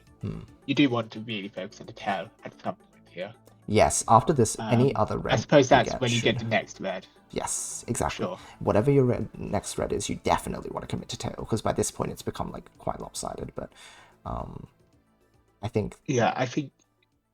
the core is this... I like this option. Okay. But I think, for me, I probably should just commit it to the red-green, considering the problems that I'm clearly having with tail. Yes, Tail being a bit incomplete with the lopsidedness. Certainly. So the red-blue going in column 1 is definitely a good way to, like, just, not have this awkwardness occur. Sure. So I think build order does come down to... it does come down to build order. And I guess, chucking stuff into the tail, again, is the solution for you. Hey, Legomon. Oh, hi. Sorry. I have not checked chat so much. How do you guys get better at Puyo? I find it hard to form things such as hamburgers or stairs. That's so real. Also, I'll get up and stretch, yes. Yeah, here's a tutorial series. Hopefully it helps you. Also, hello, Dan. Good to see you. Yeah, feel free to offer thoughts as well. I think Sin would appreciate that. And honestly, I would too.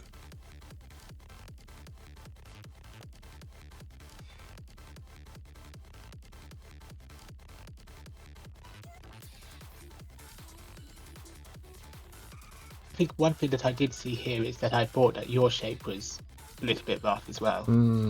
I see.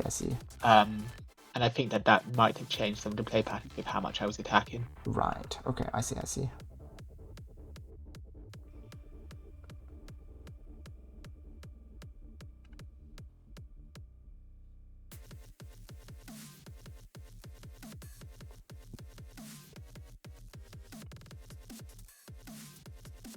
Alrighty.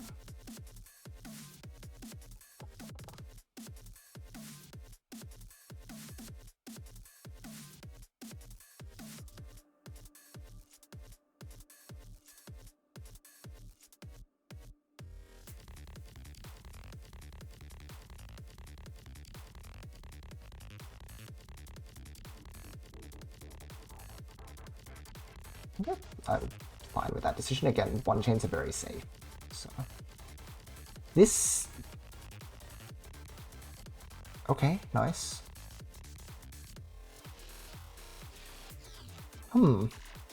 How to keep up with that? How did I get ahead in the first place? Like, this is something that I'm now wondering about. could argue it's that. Not too much. You have balanced the tail shape better this time, so like this is a much better board to work with than in the previous rounds. I will say, like that's a good thing. This feels like a reasonable response.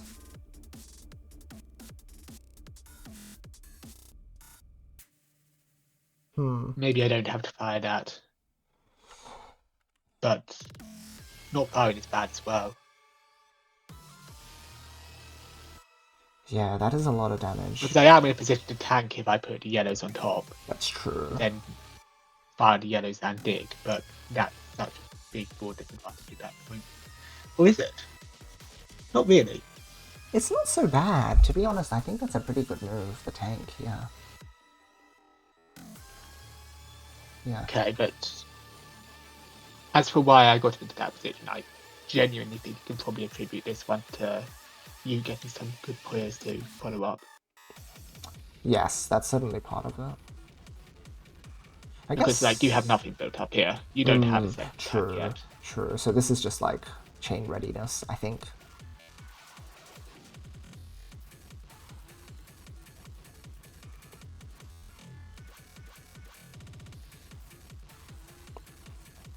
Yeah, I think this just comes down to chain readiness, because the reason why I was able to get a follow-up is because I gave myself time by making such a quick attack, waiting for yours to resolve. And, like, I did get good colors, but I suppose I gave myself the opportunity to get good colors because I was ahead in time and resources. So, So what could I have even done differently then? Okay. I have some thinking about, like, yeah, what to do. Because the major thing with multiple stacking is that it's there for you to be able to use for things like that. Like, I'm carving away a bit of my multiple stack in order to attack you in the first place. So, this feels so, like I'm going against what we've just been talking about, though. Because we've talked about how we want to balance the tail.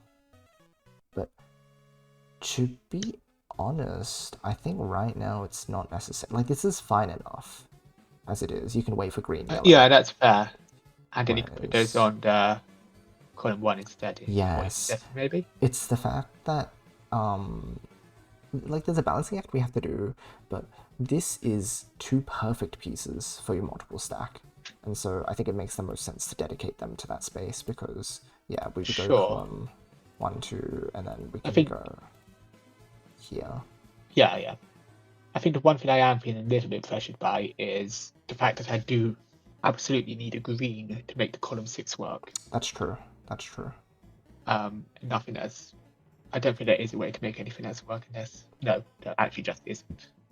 Yes, it does have to be green, and that's fair. And I guess, like, you want to fill in that dependency for your own, like, sanity, right? Yeah. I do like the shape that we've got built up on column 1 in theory here with the purples and the greens. That is good. I think this is one of those... Especially with the red-yellow coming up. Yes, because that can, like, extend into a 14 very quickly.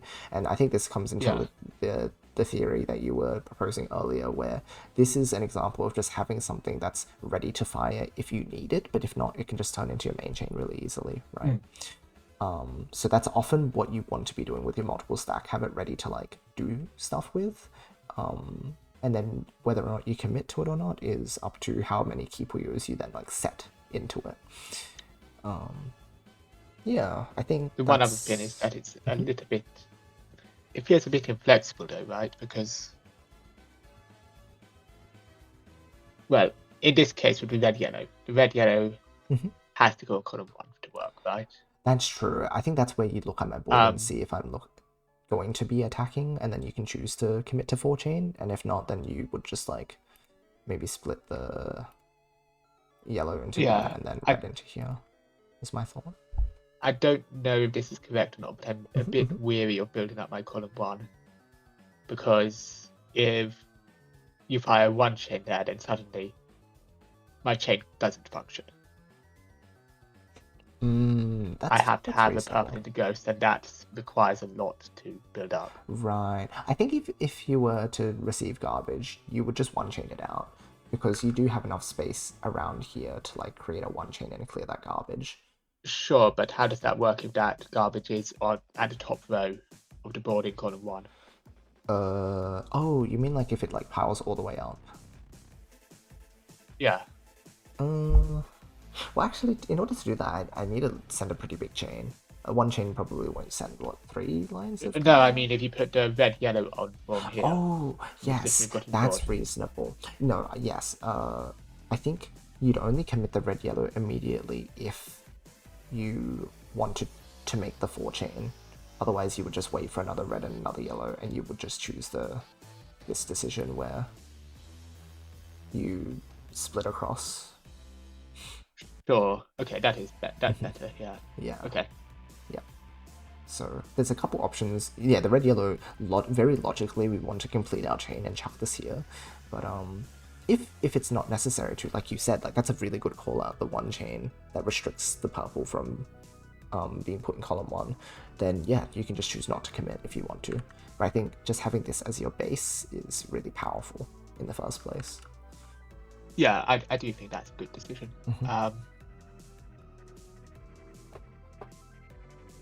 Probably better than what I did. Cool. I still don't mind what I did just to get the green in column 6. I think that's fair too. Something I do need to put something. Yes. And even one green purple in column 1 is still okay. Yeah, I think it's just the fact that the purple didn't end up getting used. But... Yeah, exactly. Because then you could have probably punished this with a 4 chain if you had put the purples together. Yeah, like I think you would have been able to go, or 3 chain even. Yeah, purple into green into red for 3 chain, which is the same. I think I could use the yellow. Oh, the yellow for a 4. Here, like yes, that. I'd be a lot warier of following up if you 4 chained me. Sure, that makes sense. I think a 4th link would clear most of this out, at least. Yeah, it'd be pretty exact. Yeah. Anyway. Dan also says the yellow trigger, because the red can then cut this Puyo. I would say it is a response, but I would say it's a pretty weak one because my resource advantage means that I could probably just main chain or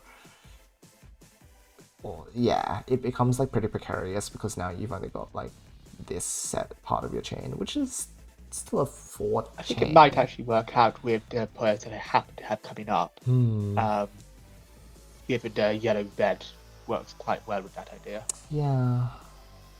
Could work. But certainly hard to see in the moment, though. Not bad, actually. It's one of those things. Where does the red go in that case? If you were to, like, fire the yellow. Yeah, because it's either a big split or it kills the tail. Let's see. Oh, I guess, like, the choice would be immediately made here with this yellow-red, right? Yellow and then red in column 2. So if we go forward... Yes. Or like from this piece, you mean? Oh, I see how you can do it. Yeah, you can put the reds in column 2 instead. It's not quite a 3 double, it's a 2 double into a 3, but... You can do that. Yes. That's there's okay. A couple ways to do it.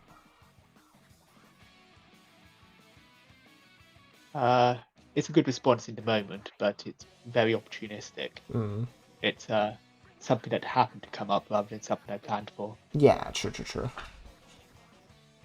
So I'm not sure how much you can take away from that, even though it is a good answer. Yeah, that's true. I think it's always good to like be aware of the alternatives that your chains present, but ultimately, like, it's hard to workshop that, right? Like, to be in solo practice and be like, oh, today I'm going to learn to like do options, when it's like, unless a player puts you in that position, you don't tend to like have to think about those. So the easier thing to point out here would probably just be another build order thing, because like you mentioned, the purple green, at like 2 of them would be nice, but even just like 1 of them being here would have definitely helped a lot. And yeah, I think that would have been better. It would have allowed me to put the... I kind of do like what ended up happening if you hadn't followed up. Yes, because I think so too. This yellow on the tail is pretty good. Yes, I do think you ended up making that stale here too.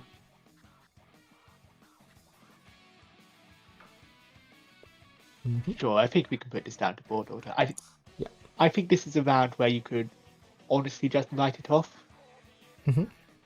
it's one of those losses that just happens, but I don't think I necessarily did anything too awful. That's fair. We can either count increment build order, or we can just leave it up to you. I think we can leave this one for now, Sure. because there are probably some more pressing concerns than how this round That's ended fair. up being lost. Totally. Haven't been here about the throw series, but thought is you're doing well. I like the drawing tech. I'm glad. Thank you, Dan. Really appreciate that a lot. Thank you for the support.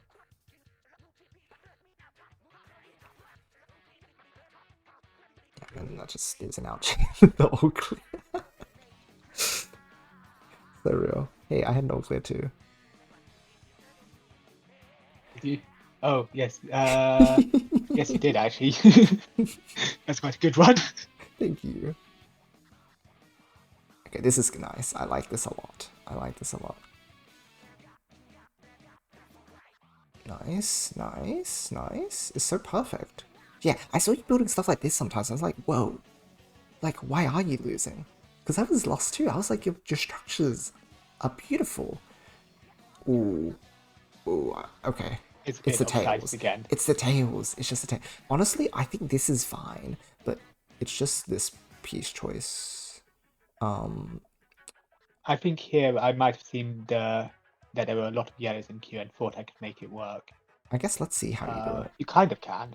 Ooh. The only issue is column 4.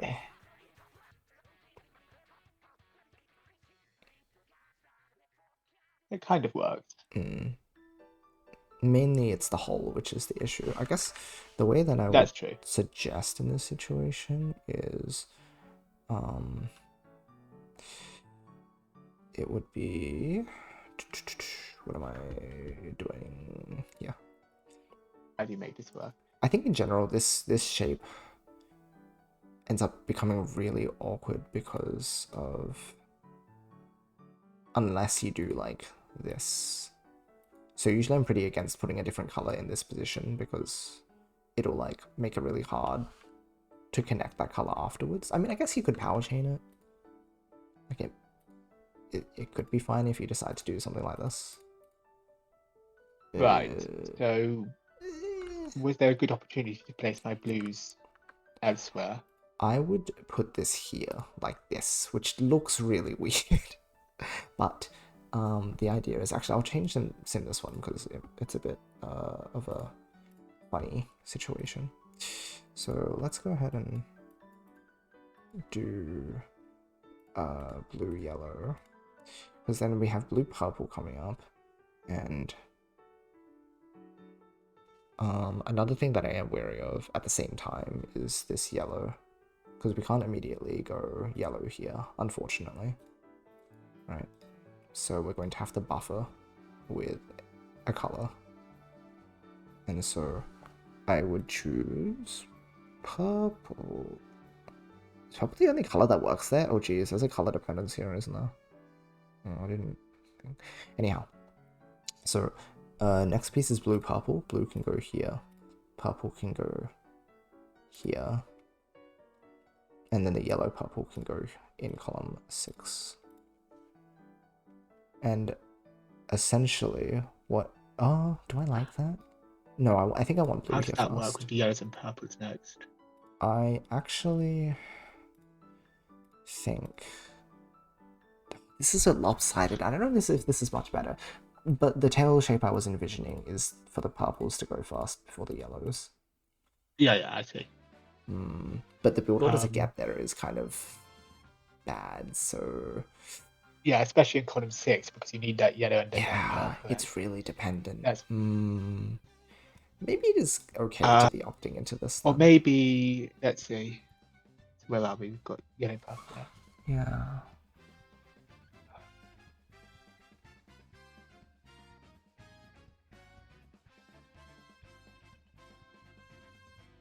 So what did I do? I did... It's a bit awkward in gem. I don't know if there is... Mine's bad for column 4, as you said. I don't know if you could do much better, though.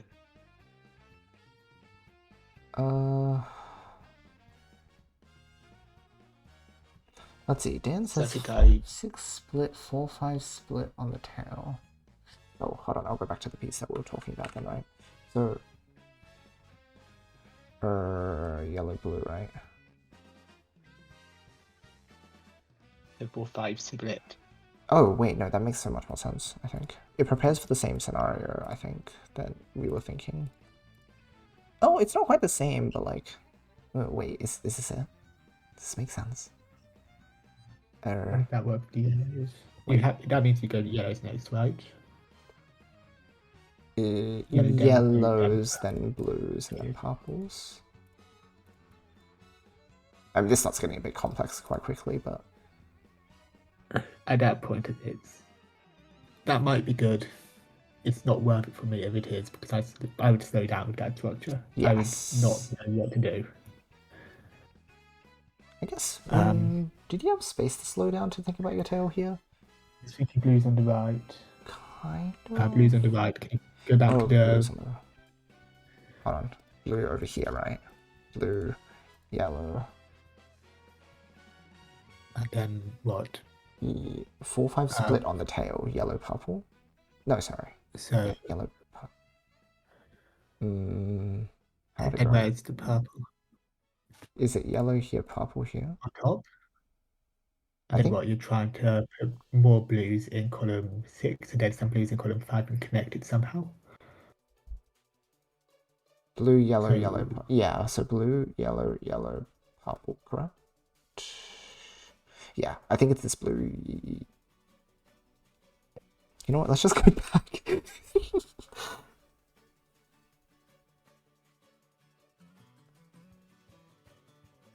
Yes, this is... Possibly I could have committed some of these blues early on to the tail end. Maybe, to be fair. Because all of this, I think some of this does work, but it's all a bit awkward.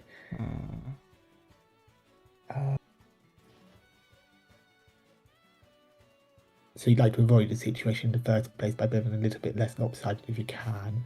I wonder, like, where I would diverge. Maybe that blue-yellow could have been... that blue-red could have been dedicated to the tail instead. Is that bad? So... This is fine, this is fine, this is fine, this is fine. And then that one, yeah. I think I could go either way. To be honest, I still like this build order too. Maybe I'm just too multiple stack brained. Yeah, possibly also that yellow blue could have been put in 3-4. Because the problem here, I think, all comes down to this blue in the corner. That's true, yeah. It's kind of very forcing. And then I dedicated the total multiple stack, got a little bit tunnel visioned on it. Yeah.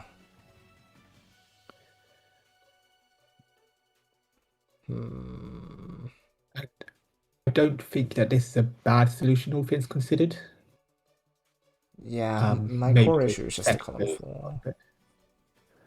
But otherwise, it would be okay. I think I'd like to avoid getting into this situation in the first place. Right. Okay. Yeah, we can talk it. We can chuck it into, like, oh, well, let's... I think it just makes things awkward to deal with later, but even if you... No, now it's just tail again. Did I lose this round? I did lose this round, didn't I? Oh, this one was crazy, yeah. Because I got blue-purple. If not for that, then I wouldn't be able to fire this, but... Even so, I suppose, like, the restrictive factor was the fact that the tail required a lot of maintenance. Yes. So I think it makes sense to implement that one.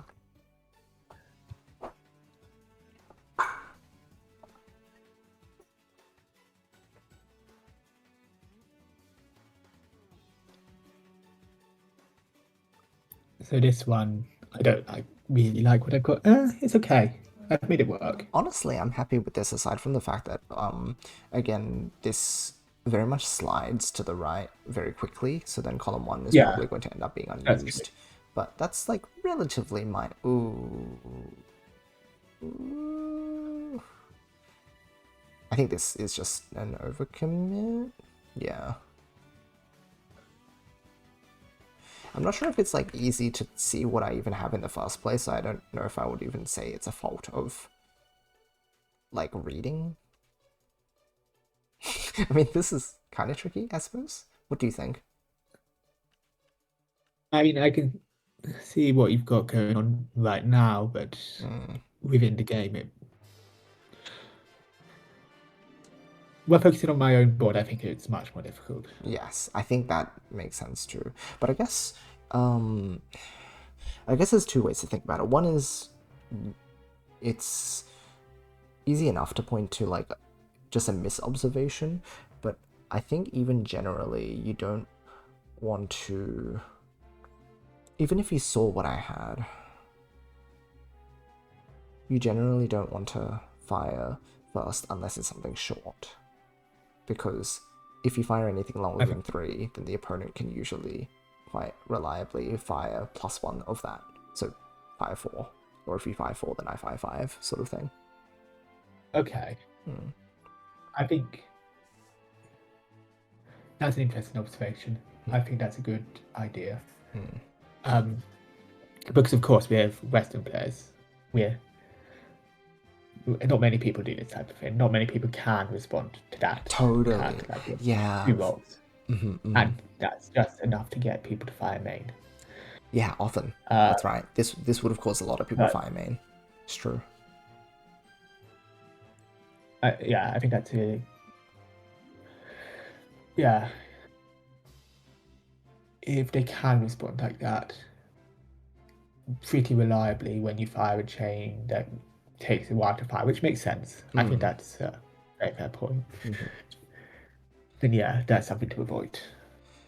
Yeah, it's the sort of thing where like you won't ever pick up on it until you meet someone who finally like punishes you for it, which I think is a very Western community thing as well. It's like we don't have as much access to like upper players who will punish our bad moves. So a lot of the habits we grow up with end up becoming instilled because we think they're like okay to do, when in fact it's like actually really dangerous in this context. Yeah. So that is probably unsafe attack, honestly, I would call it. Yeah, I'd agree with that. Yeah.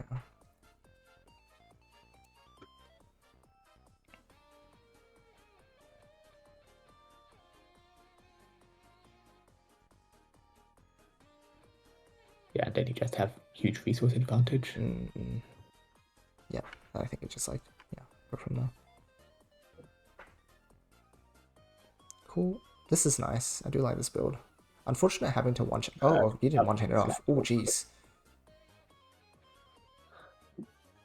Oh, this is like tail complexity issue again. Yeah, I don't think... Yeah. It's workable with the greens coming up. But then how do you do the yellows? Yeah, okay.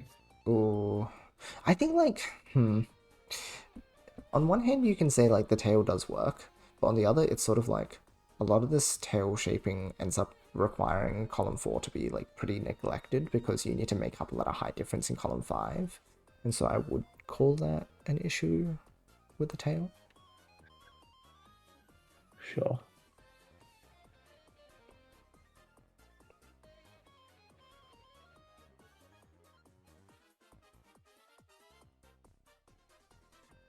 So I think this one can also be two things. It can be about build shape, because I think the reason why you would have fired that is because you're looking for cleanup time or something along those lines.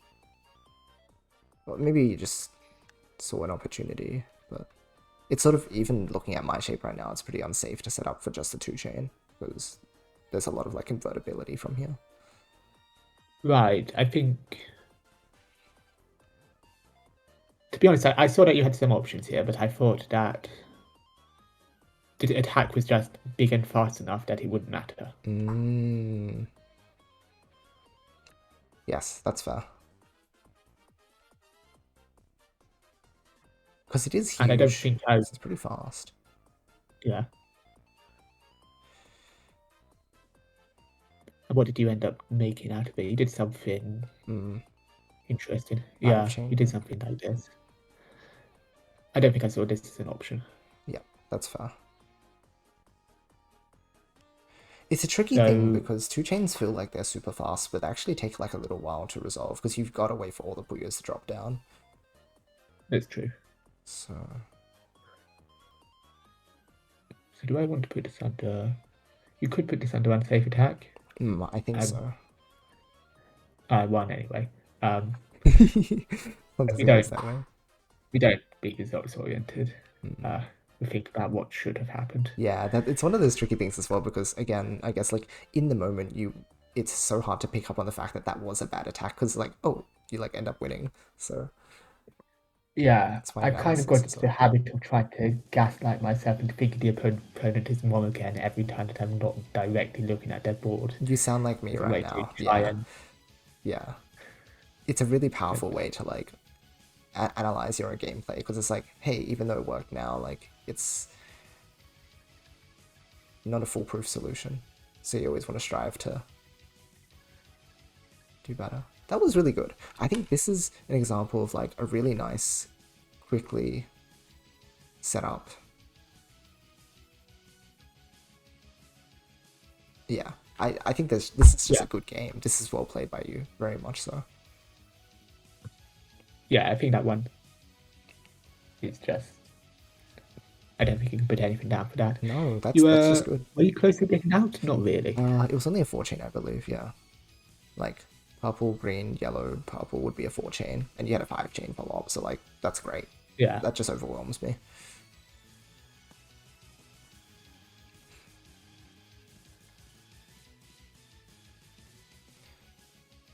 Yeah, those sorts of situations are reasonable. It's sort of like 2-chains become a little less viable the higher up you go because people can place more pieces to respond, whereas if you do it like a 2-double down here, I can only place like 3, maybe 4 pieces. So it's very difficult to respond to something in that time. That's an interesting observation, yeah. So... Okay. Is that worth thinking about? Probably. If you'd like to incorporate it into your playstyle, some players ignore that option because they'd rather just go into like mid-game, like later mid-game, but there are a fair share of players who do just like to try and find that early snipe, I guess, because if they get the hit, then it's a sort of a free round. So if you're already... Yeah, I don't mind the early attacks. I'm just wondering if the don't do 2 doubles high up the board is anything. Yes, that's risky. That's usually something that I initiate using a 1-chain first. Or... Yeah, that's a bad idea, especially since it's a bit hard to dig as you get higher up. You have less options. Yes. I think the other option is a 2-double is a good threat against someone who specifically seems to only have like a 4 or 5-chain defense, because then you can build up a 4 or 5-chain defense. Well, not necessarily, but if you feel like you're in a position where you can 2-double and then follow up quickly, then if they've locked themselves into a long chain, then you can out-long chain them. So that's another safe way, because usually like 4 or 5 chains are hard to convert into like a quick defense, like a 2-chain or a 2-double defense. So you can force out... In another world, that'd be forcing out main chain, but for a high level player, it might be forcing out their big mid-game attack so that they can't catch you off guard with it later. Right, yes, that makes some sense as well. This is just a nice shape again. I like this as well. I think sometimes you gunned for second transitions a little unsafely. That is one potential thingy. Oh, to be fair, I guess I got rushed mine too, huh? Kind of a weird round. I do. Maybe it's because I noticed that you went for second transition that I felt safe doing it as well.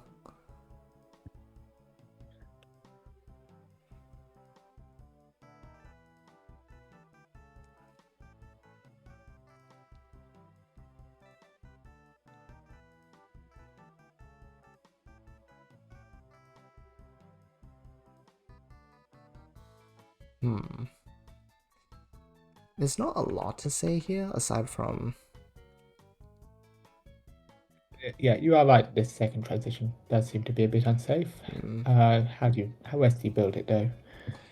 I think you I want like the optionality that they gave myself for some of that as well, but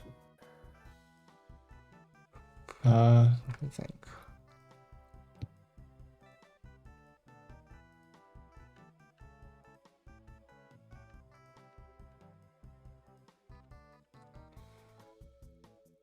This is a really tough one to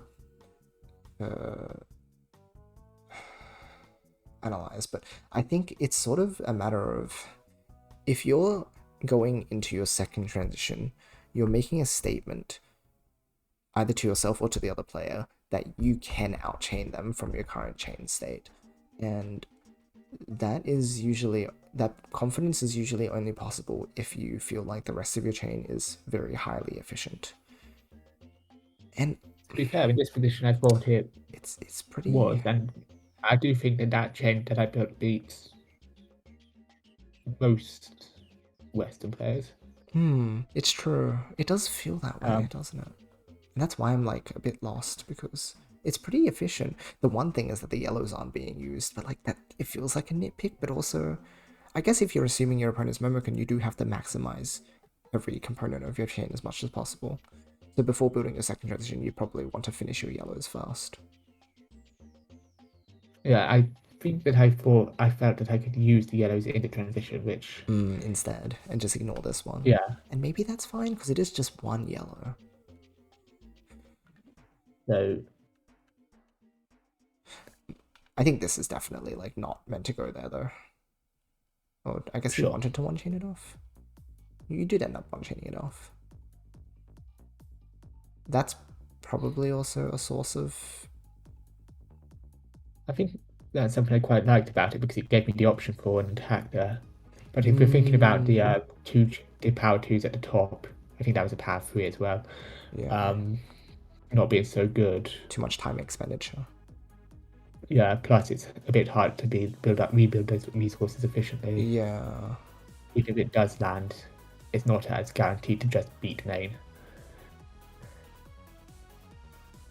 Okay, there's one other approach to this, and because this is really efficient, this is very good. If you want to commit to a main chain battle, the other part of it is you want to make it as hard as possible for the opponent to make as big of a main chain, right? Because then anything that you use to disrupt the opponent with is less efficiency that you need to have on your side, basically. Like, it gives you a bit of a safety net. And I think you do the one chain, but I think if you looked for more options, I do just set it off immediately though. If you got here sooner, maybe like doing more one chains up here would have, in another world, if you were playing without hesitation, it would have forced main chain earlier, which would have restricted my chain length.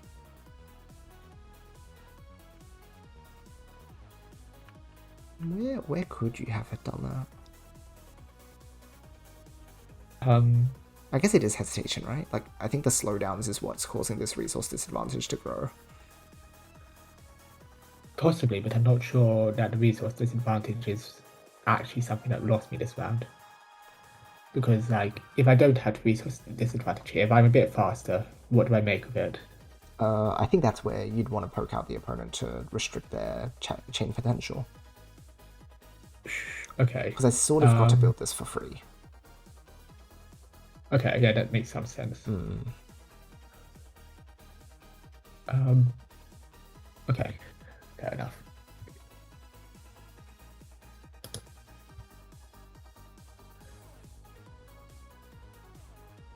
I'm not sure if this is a big one that you'd want to like put a note on, or whether this is just a matter of like a one-off. I don't think if it's hesitation, that's something that just gets solved over time. Right, I think so too. That's a focal point. So I don't think anything needs to be said about that. That was an 89k chain. Yeah, that would you could say passivity, but like I don't think that. I think that there wasn't a great opportunity for that. I think what I did was okay. Sure, we can just say nothing about that one. I'm okay with that too. Yeah. Alright, reasonable.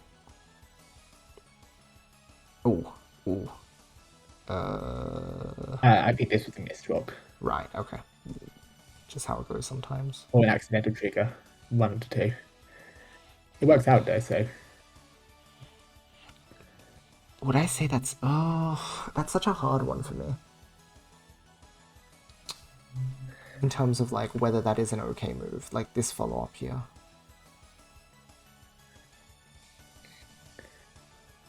I think I'd at least want to put power so that it's not a 4-4. Because 4-4 is, like... It's, like, quote-unquote only 2 lines. Which is kind of diggable. Because then you still have to, like, work from the bottom of your board. Sure. I think what I saw in this situation, and I think I'm slightly wrong about this, if we're going back to the amount of damage that you were taking. Like, from this point, probably. From when I Yeah. did this, yeah. Yes. I didn't mean this for this to go to main. I think it was supposed to be a 2 double. I see how much you have here. It's a 4 chain. It's got some power on it. Not a lot now that you look at it a bit more clearly. I thought you weren't taking much damage here. I thought you were taking maybe 1 line, maybe a few pieces. So I thought I had to go for this quick follow-up. Reasonable. Otherwise, you just have such a huge resource advantage. Yes. A completely unassailable resource advantage. Yep.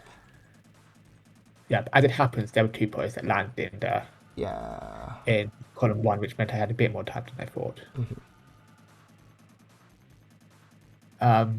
Yeah, that's fair. I so think eventually this is damage calculation maybe, but that's not a really difficult. Skill. No, I think that's something that you just pick up over time as well. Okay, thanks for the raid. Appreciate it a lot. Hello.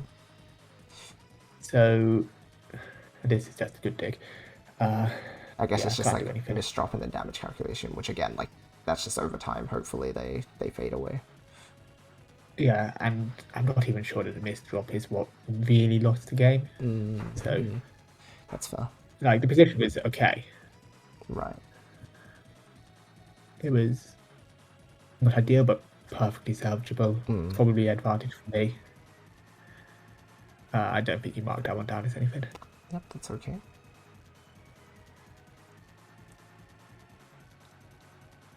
This is nice. I like the shape here a lot, especially with like the cushioning. Do you end up putting stuff to tail? Okay. I was immediately waiting for this piece to like go here instead of the tail. But definitely this is like maybe oh geez.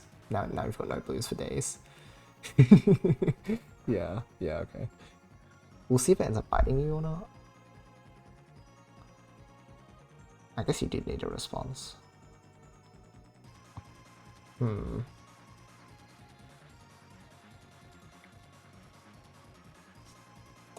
So that's tricky. I suppose one thing here is that how large my response can be is pretty static. I'm not sure there's anything larger than a 3 that I can do. Yeah, unless you put red, I guess. Well, because I think I might have committed a yellow to the top at some point.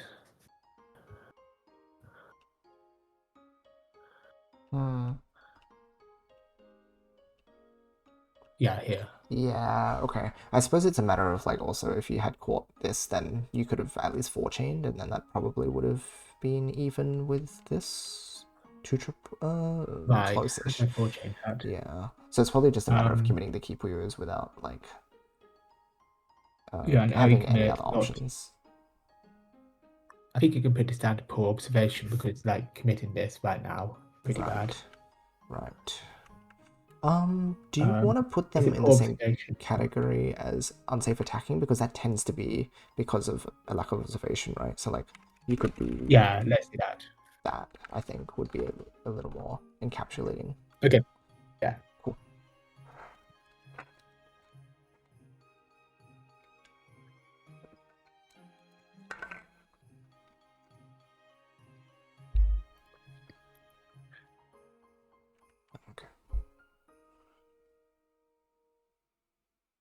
I think my shape was good enough to be prepared for things until that point. Yes, I like the multiple stack a lot. Yeah. And the cushioning and everything, that was really nice. And that's the thing, yeah, like you had a lot of good chain shapes. It was just a matter of like making good use of them. So I think fundamentally, aside from like when you do lopsided tails, which is not always, but sometimes. But when you do have a good chain shape, it's just a matter of making the most of it now. This is committed to main chain again. I don't know if there's any other options you have until...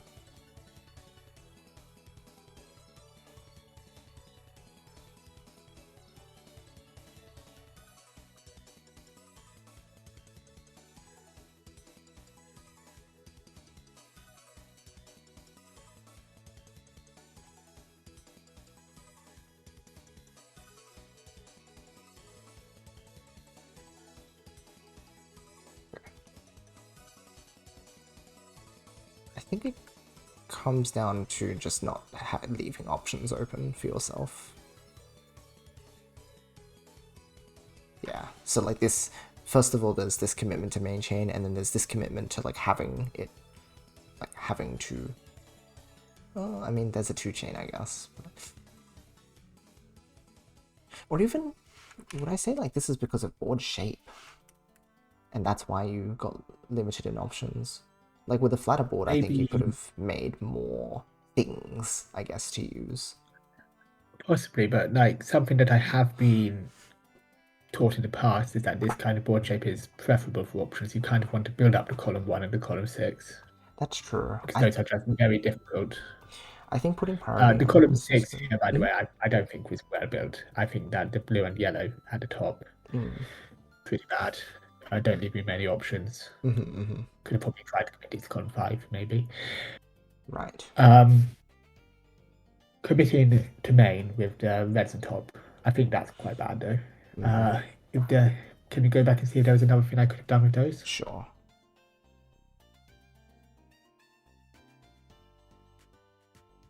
Oh, that can just go here into the tail, actually.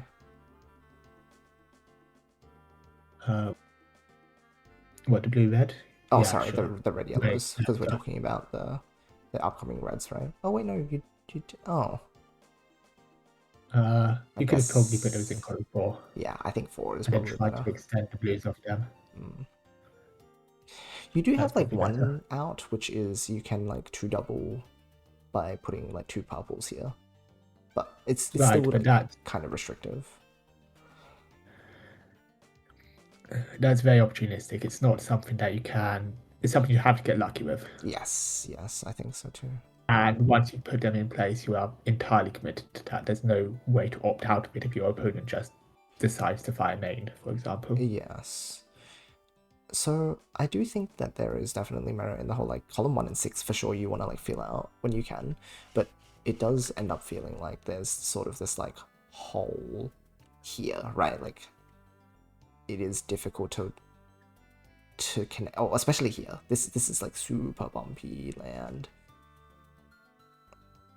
I don't think that's too awful though. I feel like that's pretty workable in theory if you play it a bit better. I think the reds on column 1, that stands out as the biggest issue in this game to me. Okay. I guess it's just like when I look at this, it just looks like there's no other way to like make the chain work. I guess unless, like we said, we get rid of those, then you have a 4-chain available. But I guess extending on here looks kind of difficult too, right? Without having to like 2-chain. Because I think this 2-chain was an open opportunity for me to fire like all these resources away. And then like just start the follow-up train.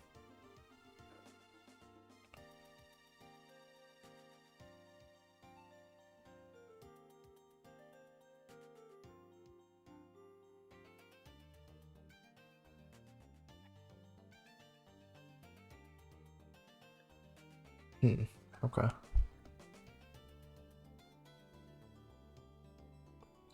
Did you want to know anything for that one? Or is it just subtle enough that it's like, just like, don't do it to main chain? I think you can do something for that. I think that one is... I suppose it would be under chain flexibility somehow. Do we have anything here? I guess build Maybe order, you could put that technically. under board order. Yeah, board order. Committal. Yeah. Main chain commitment, usually. Yeah, that's a good one. Okay. Yes.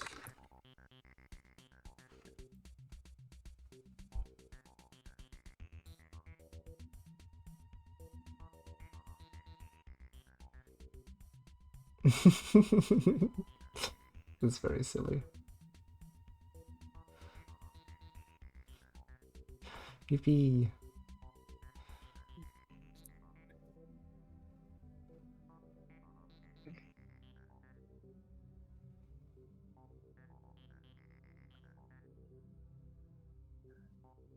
I think the tail shape here was pretty awkward. That could have probably been done a bit These better. colors are awful in general, though, to be honest. Yeah. Oh, jeez. Misfire? Misfire, yeah. Yeah. Okay. I do think that I misfire more than most people.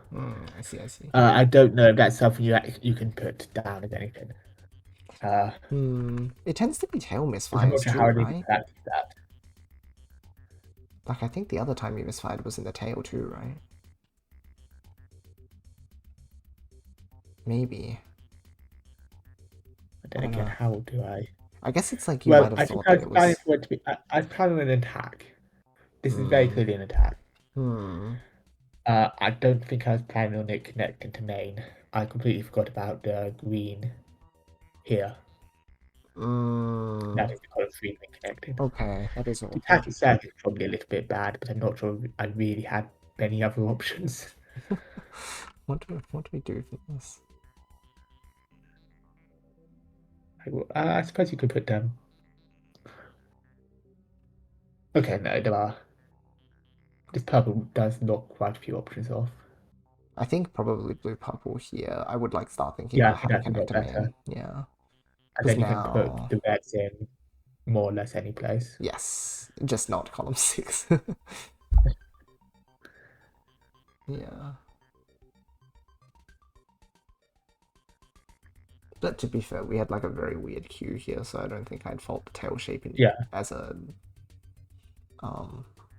like a huge standout. Yeah, you can put misfire on there if you want, but I don't know if it's worth worrying about. Up to you. Like, ultimately, I'll just send this list to you later, and then you can just like evaluate it for yourself. So up to you if you want to note it down, or if you just want to. Actually, you know what? I think it is good to put it down there, not as an area to focus on, but as an area to just kind of center myself to realize, okay, this is how many rounds I'm actually losing to misdropping. Right. Because when it happens multiple times in the set, you can get into tendency to feel, yeah, oh, I've lost so many rounds because of X mistake, because of Y mistake. That is so easy and anyone can do. And it's quite easy to exaggerate that in your mind. Oh, I've lost half of my rounds to this, when it's like 2 out of 30. It's a really powerful mental exercise to like detach yourself from that feeling.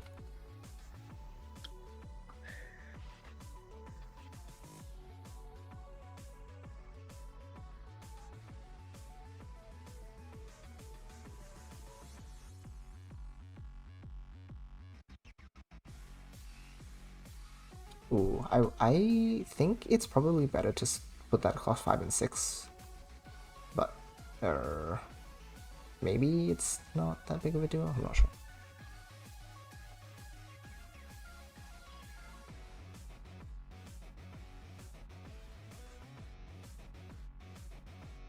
Where did we end up here? I guess it was hesitation again, but like, was there something about the chain that we could have changed which would have made it less hard to work with?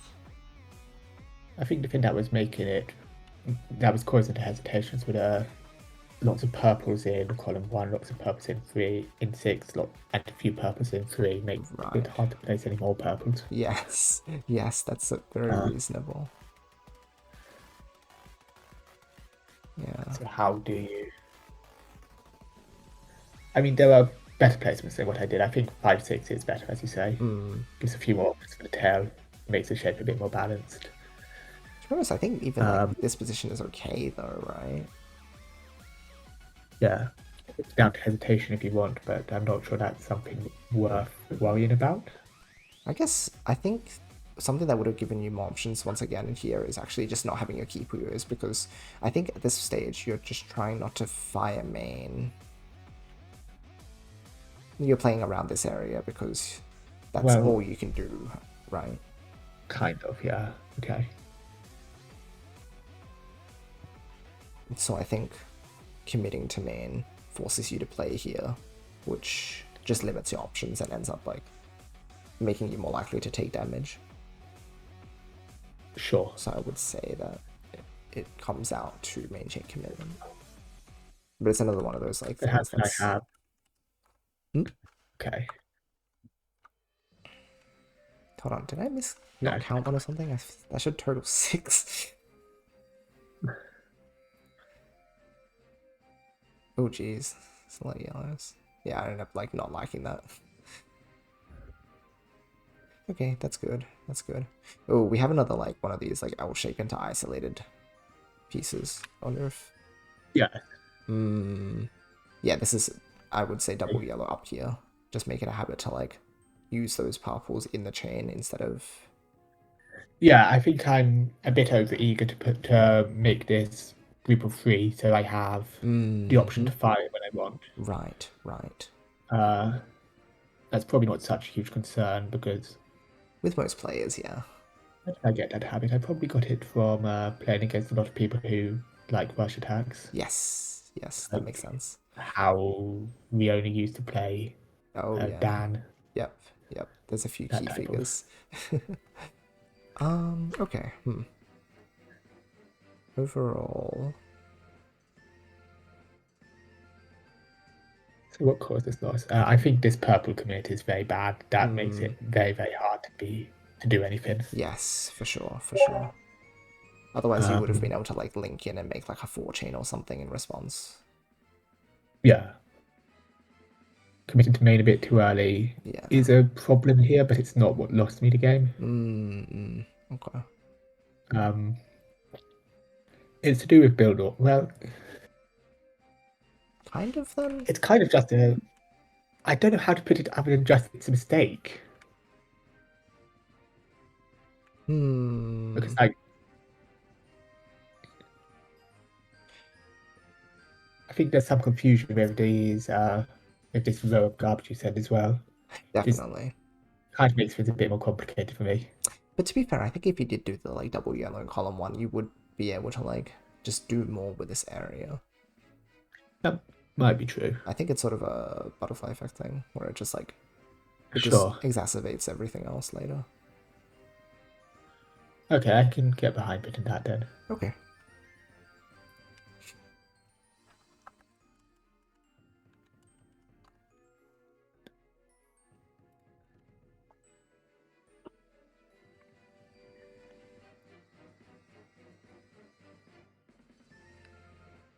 I do think this is one of the habits that I do get into when I'm a little bit less conscious of my gameplay, so...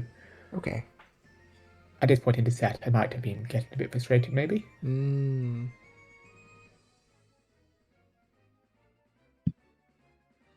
Because I saw the scoreline, I think, I'm not playing that bad, am I? And it's a bit of a dangerous trap. Right, yeah.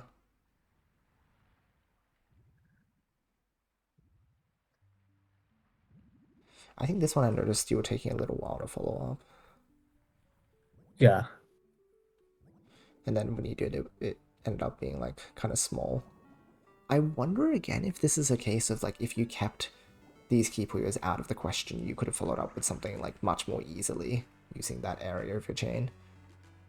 Because it's one of those cases of, yeah, you are building beautiful multiple stacks, but just not being able to use them because they're committal instead of being open like you'd hope them to. Right, that makes sense. So the biggest problem here is... Yes, because I don't want to justify main. I think your board is... Yeah, like workable too enough. open still. Exactly. Yeah. And here you could have followed up if Maybe the red wasn't here, but... No, not really with the column 5 being too open. Too close, too close. There was a hesitation. I suppose I could have just... Can't I just fire the red and yellow here? Yeah, that would just win, wouldn't it? It would kind of break my tail, but like that's fine if you're dead. To be fair, this is only a simple 2-chain, so it would only like be a line even to so, contest with. And this high on the board. I think it's accessible. Maybe not. Yeah. Maybe not after that. Okay, fair enough. I guess from this point, there's a few options that like this is probably tunnel vision at this point, like panicking, but like you could double blue here and then red purple, and then that's a 2-double for you. Yeah, that's better. Yeah. It's a very strong 2-double as well. Okay.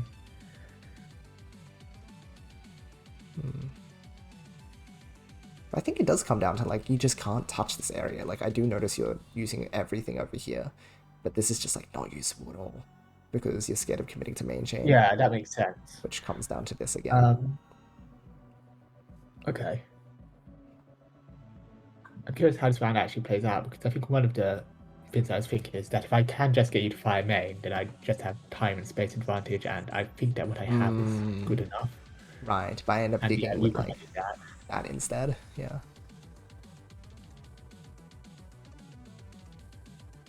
It's not an amazing chain, but I think it should be.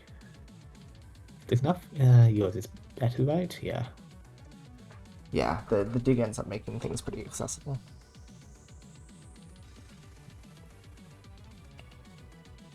Okay. Oh yeah, you saved it. I thought it was like super cheeky to do the little like this maneuver with the dig. I was like, oh, that's nice.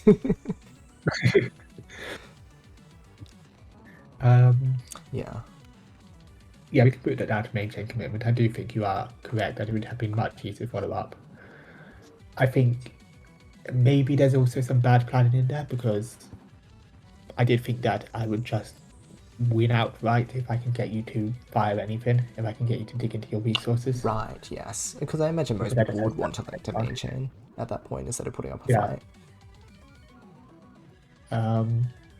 I suppose I probably would have won just by main chaining as well, come to think of it. Potentially. It's always a small risk, because if the player gets the right colors, then they can get down. And then like it's easy to then swing into, oh, they got lucky. But it's sort of the, hey, I gave them the opportunity to get lucky in the first place instead of being able to guarantee the win. Yeah.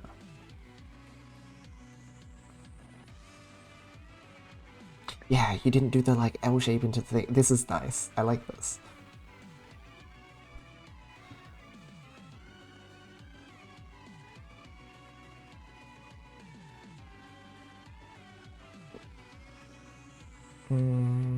That column 3 is really difficult, huh? I think only green can go there, huh? Nothing really goes in there. Blue doesn't, green. Yeah, wow. Green can, I guess. I think it's just green. It has to be green. Wow. It has to be green, and then specifically green. Well, anything really. But it can't be another green. Yeah, it's awkward. It's color conflict. But I'm also not sure super how to avoid these.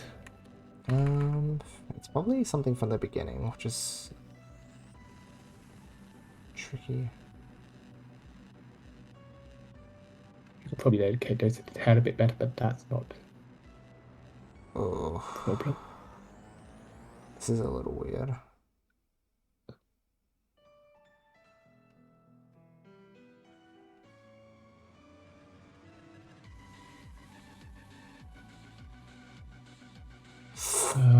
I guess maybe putting the buffer here early does make your life easier. So if you make sure to put the green here early, it does require recognition of the fact that this is such a committal point on the board. But putting this piece here would at least like save you the hassle of having to like figure it out later. I think that's certainly correct. The only question is whether that's realistic or not. Exactly.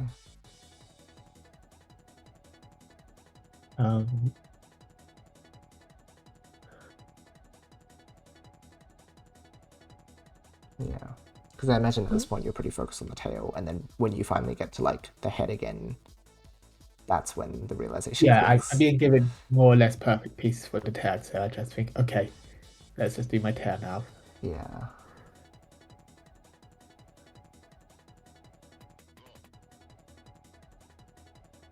There's also a little bit of board lopsidedness, which is causing me to eat into my chain to defend myself against all this. And now the perfect tail has been dismantled. Yeah. And then I just forget to do that. Right.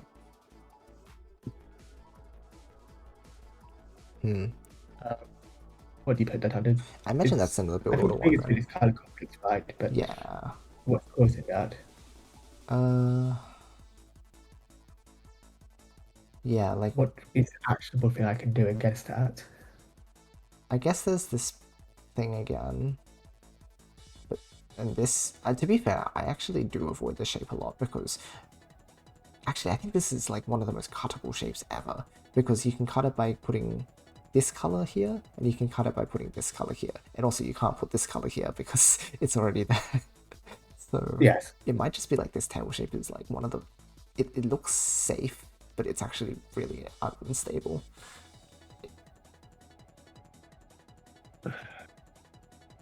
Sure, but I feel like it's such a convenient shape for so many things that... I guess it's like, can we have done something differently earlier? Actually, we could just go I red suppose purple the here. result of it is the... It comes as a result of the blue in column 6, right?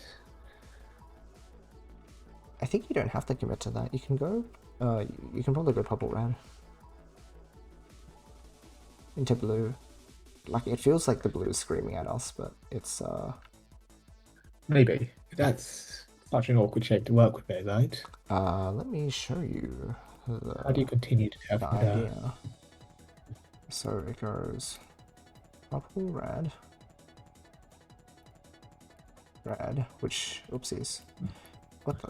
Okay. Blue, red. Yeah. The notable thing is that it resolves like this. So what you can do is you can buffer the blues and then do that, which looks like Cut City. But yeah, that does work. so it's a new solution for you if you want to pivot to this. It's that very specific? It's not that specific, is it? No. It's pretty much the same thing as like if you put this, like most people recognize this shape, but the moment you do this, it makes it look like something weird is going on. But it's like, if you put this color here, I don't think it would feel concerning because you would do the same thing. Yeah.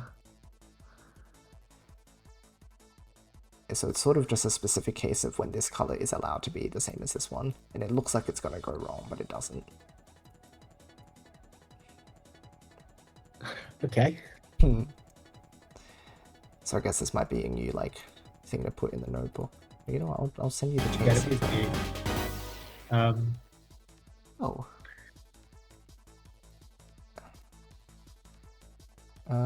Okay. I'll just link it. Hey, Rex, thank you for the raid. Welcome on in, everybody. What were you guys up to today? And Pepe, thank you for the follow as well. Much appreciated. Hello, everybody. We are reviewing some Puyo at the moment. Rex, thank you for the follow as well. L shape. It's not that equal. L shape. Cut. Then.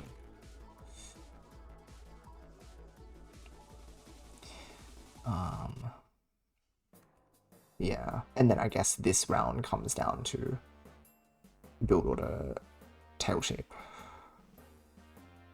Yes. I think I'm that's... thinking how I can practice this. It's interesting for me. It's one I don't think that I should... Well, I can practice it a bit. I'm wondering if I should practice it per se or just look for opportunities where I can do it. Just keep my mind open that it's an option. I think whenever you feel like you are in this position where you are meant to do this, you know, I'll also include this as part of the notes, because I think if you recognize that you want to do this, you have to just like say no and think about, wait, there's that alternative that I can do. Okay. Oops. Boom. Inscription? Heck yeah. Hope you guys enjoyed that. Hello, Fireball. Wow, double ferret. There's a Puyo machine near my house. Fun game. What the heck? A Puyo machine? Near your house? What? That's insane. Whoa. I'm very jealous of that. That's so cool. Yes, sameys.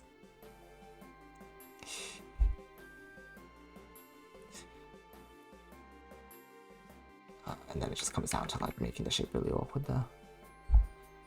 I hope you all enjoy your time here. We do a lot of Puyo here. We're competitive Puyo players, so we put a lot of time into this game, so hopefully you enjoy us nerding out and maybe learn a thing or two along the way.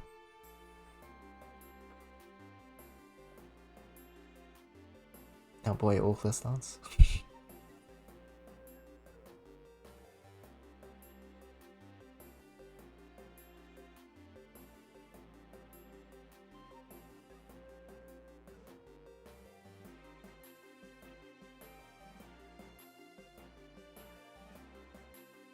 Yeah, I'm not sure if there's so much to say about this one aside from it's just like kind of an early fire. Yeah, I mean, all clear starts are just so different, they're just so random. Yeah, they're their own thing for sure. Maybe that works out sometimes, maybe it doesn't work out sometimes. Yeah. Probably wasn't the correct play. Mm. But yeah, we can ignore that one probably. Sure.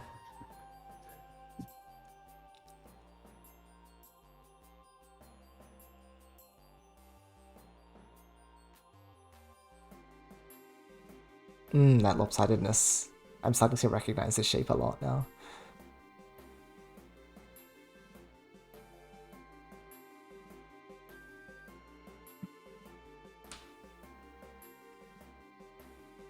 Yeah, and this column 6 situation is kind of restrictive as well. It's the source of a lot of that, like, sort of clearing out stuff.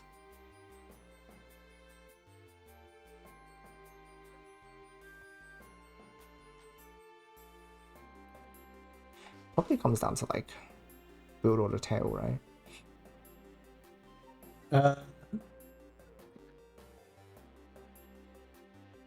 Probably. We can go back to, like, well, see what I happened. think...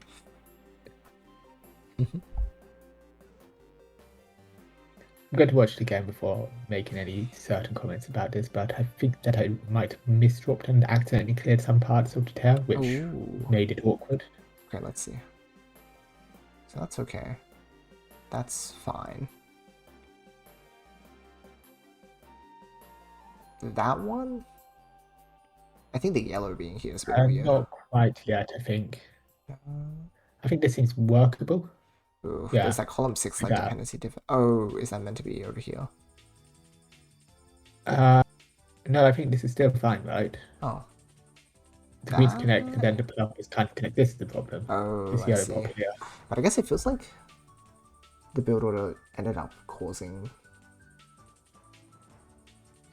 I think the form of the tower itself was pretty bad, because if we go back to see when it was actually being built rather than destroyed. It's like... the column 6, not much of it. That's the critical issue here, yes, definitely. I think a resolution is putting this in column 6 instead, or like...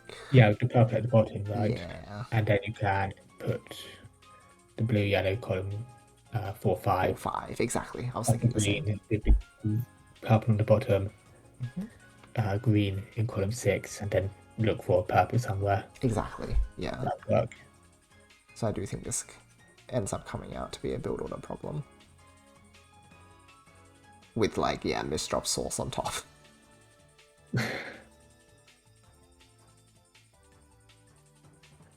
That being said, is that actually what lost me the game, or was it the fact that I had to fire early? Let's see. I think I'm I more committed balanced. my green to the top at some point here. Oh, did you also? That seems like a bigger issue.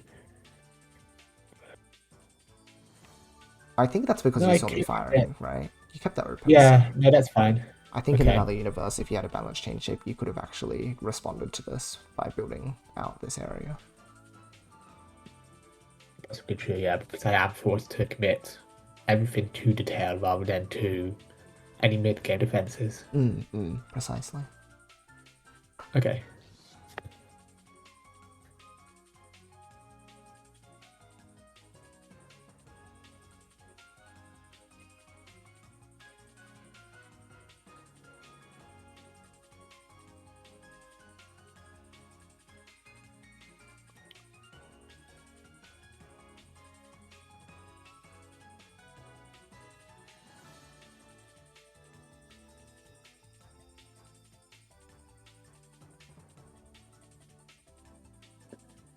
Okay, so we can skip this one if you want.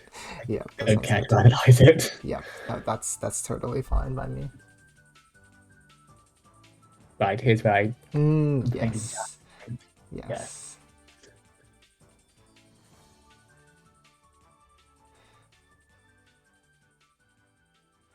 This is nice. That's really good. Yeah, that's really good.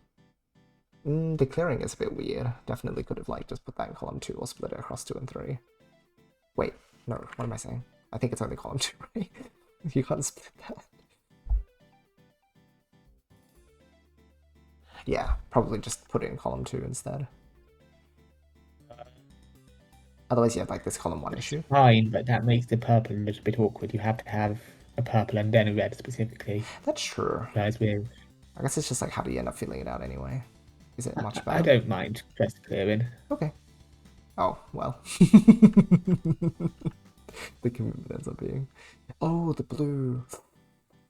That's probably the error of this game, right? Sorry, which one? The blue here, because you end up firing main chain. Instead of like having a 4-chain response, which would have punished me, in fact.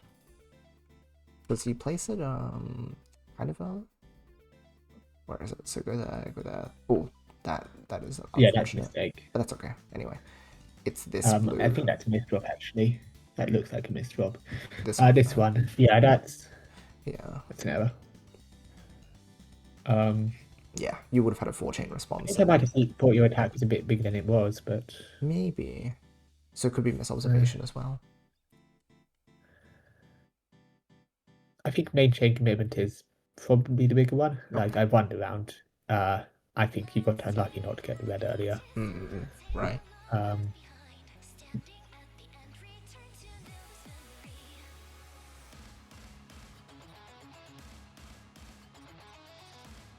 It'd be fun if you just like 1-chain it off. Nice. Okay, you do exactly that. Oh. I think that was a misdrop. Yeah, okay, that makes sense to me. It's not a bad misdrop anyway. Yeah, it ends up being okay. Position. Cool, good tail shape. Yeah, this is just like good to go from now. Except for the fact that oh. Yeah, I think I did this because otherwise I am committed to main. So this was kind of salvaging a way to attack from it.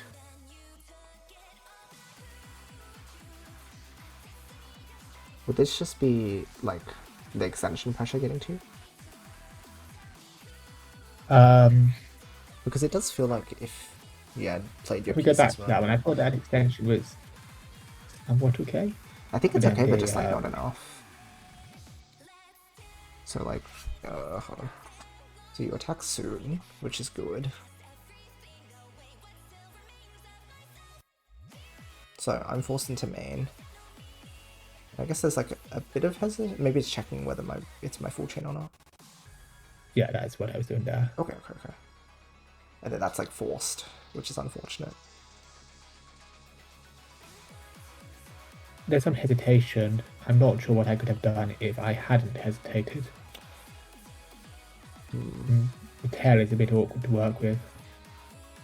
I mean, I think you only need one more link here to win. Yeah, it's close. Yeah. So it's a matter well, of... probably 2 more because you've got to... Oh, that's true. I did have a second chain. Yeah. Oh, at that point, I guess it's... Ooh, that's a 30k difference. So maybe not, so... Well, in that case, then... Forcing my main probably was an overcommit then, if we trace it back to the fact that I get to, like, build a follow-up. Yeah, you've got pretty big resource advantage here. So I guess if you want to provoke main chain, it should be with a shorter chain, because a 3-chain is too long. Because anything would provoke main chain at this point, I think, if I'm this high up. Yeah, I think that makes sense. But at that point, what shorter options do I even have? Because 3-chain was more or less the only way I had to attack here. Let's see, was there an option earlier, or is it just... And it's more or less the only way I had to attack because I committed to main, right? Because with these... I see. Just clean. That's... I suppose I could have looked to cut the blues as well. That might have been better. Maybe. But I guess you didn't have a still green. the same problem, right? Yeah. That's a very similar amount of resources committed. I guess, yeah, if you think that's the critical issue, then it could just be maintaining commitment again. I think maintaining commitment is part of it, but I think just generally being slower is probably the bigger issue here, because you have such a big resource advantage to work with that you can just main and then build up a big second. Precisely. And I guess if you had been a bit faster, maybe you could have drawn the right pieces to extend a bit further than was... Right, but I need two pieces, and that's just not great. Possibly the tail comes into it as well, this green on top. Because that means that I can't really extend up the tail, and I've come up with a pretty decent solution for the head. But yeah, I think the head is good here. But yeah. What do you think overall? I think that the biggest problem with this game, I'm not sure if it's the reason I lost or not, but I think the biggest problem was committing to main and losing options for attacks. Right. And I think that probably also caused some of the hesitation, which might have caused someone to slow down. Yes, that makes sense too. Alright, friend, I've just checked the time. It is almost 3 AM for me, so I think I'll have to cut the review here. But you can. I think this is... Yeah, like these patterns are pretty clear now. To be honest, it's mostly just like solo chaining, which is honestly really nice, because that's one of the easiest things to drill, right? You can actually drill this. Because, yeah, like, it looks like in terms of gameplay flow, you're not making any errors at this time. It'll probably become more prevalent once you have options, and then it'll be a matter of, like, you made the wrong choices with the options you had available. But first and foremost, you need to give yourself the opportunity to have options, which is through main chain commitment not happening, and then tail shape tends to give you a better second floor to like link together mid-game attacks and defenses in the first place. So it comes down to those things. Yeah, I'm just not giving myself the correct options, because well, it is solo practice, but it's a different type of solo practice to what I'm used to. Certainly, yes. Because it's solo practice with a focus on not build a 13 chain. Because that's something that I think the forms I was doing were pretty good at. When you were building that, do you know if your chains got lopsided in the process? Because I guess that's my curiosity. Like, maybe you resolve the tail, but you'd always do it late, and so you never noticed that, like, it would cause problems in a real game. I think it wasn't a focal point. I don't know if it was a problem or not. Right. But it makes sense that it would present itself in a real game if that is the case. Yes. I guess it's because, like you could building up an efficient tail second in solo practice, that's mostly fine. You can do that. You can get away with it. Certainly. But it does leave you with a reasonable amount of time where you're forced to commit to the tail and you can't do anything else. Yeah. And I think that was causing a lot of the issues in the mid game. I guess if you solo drill and making sure that like your chain shape is generally balanced, then it can still be effective practice. Like you can still go for 13 chains, but now you're just changing your build order so that they're 13 chains that are safe to use in real games instead. Exactly, yes. I think this actually has done quite a lot to well, I kind of had two people, Riley and Fino, who had said more or less opposing things about my gameplay. And it was a bit difficult for me to consolidate them. Riley said, you need to be more flexible, you need to work on your options. But Fino said, you just need to do more solo chain practice. And this has kind of helped consolidate some of that. Yes. I can see where they're coming from. The lack of flexibility tends to be because you're committed to main so often. And the solo practice probably comes down to like drilling better like build orders in general so that this doesn't happen. Yeah, so this does help me consolidate some of that, and I'm really glad. Resolve some of that. That's awesome. Okay. I think this is a good takeaway. Awesome. I like what we've got here. I would like to finish this set, but of course it's late here, and I am also getting a bit exhausted of analysis. You should definitely go eat some lunch as well, right? Have you eaten? No, I come straight from a lecture, so Okay, it's yeah, just please do go refuel up. Okay, right. Awesome. I might come back to this on my own later. Yeah, sounds good. See what the end is. I do think that I mentioned this in chat. Towards the end of the set, everything was starting to generate a bit just because general exhaustion. Yep. Just what happens late in the set. That's reasonable. So I think that the analysis is a little less. Well, is it less valuable? It's kind of good to recognize what your habits are when you're tired. When you're tired, when you're not really thinking. Exactly. They can be illuminating too. Either way, I think it's probably best to focus on the conscious habits first, and then the unconscious ones will come with it. Yeah, for sure. Because it's all just habits. Okay. Yeah.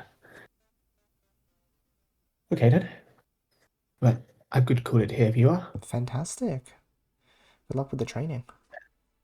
Thank you once again for organising this. Thank you for putting up with the delays that I had to put in. No, it's fine. It's been a pleasure. I'm happy to have gone through this with you because I want to see you grow as well.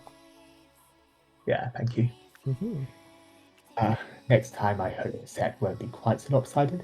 To be honest, even after we've gone through this, even after we've exposed all the flaws that I was putting up, I do feel like it was a little bit of an unfair result. I feel like I deserve 1 or 2 more points. That's fair. But anyway, I'll see you next time. I do want to run back with this set. Absolutely. Okay, I'll see you later. Catch you around. Bye. Bye. Good stuff, friends. Good stuff. It was a pretty valuable session. I think we illuminated things pretty well. I better send this to Sin before I forget, so let me just quickly do that. I don't have a folder for anything analysis related particularly. I guess I can go to my Puyo chats. Analysis with Sin. On the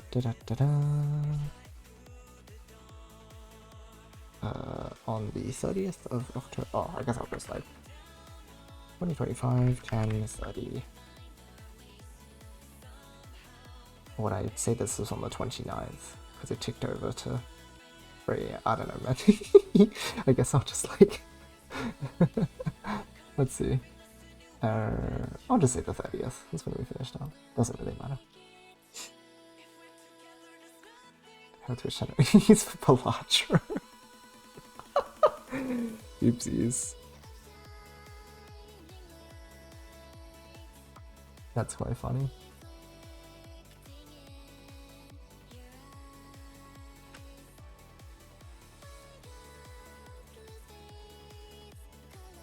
Did you ever stream Puyo when you were home sim? I wasn't aware if you had a capture card or anything of the sort in order to be able to do that.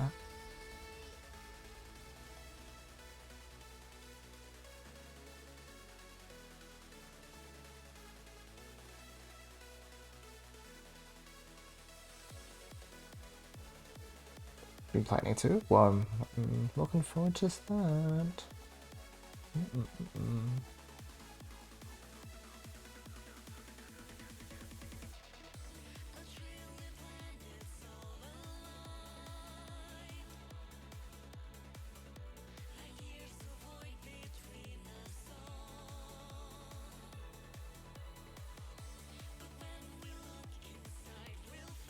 Probably putting PC to figure out the solution to the Apple thing.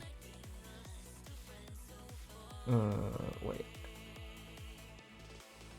It's an Apple thing? Oh, yeah. I see. I thought you might still be running into those connection issues. You might still have to be hotspotting, which might be unstable on the PC versions because the service. But I wasn't aware if you had checked it or not. If you had oh, that's right, NAT type errors, right? Yeah.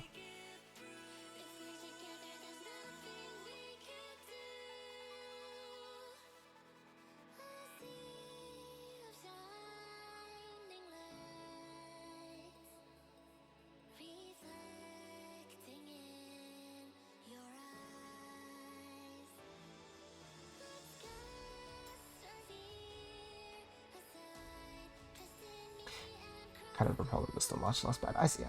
Okay. Fair enough.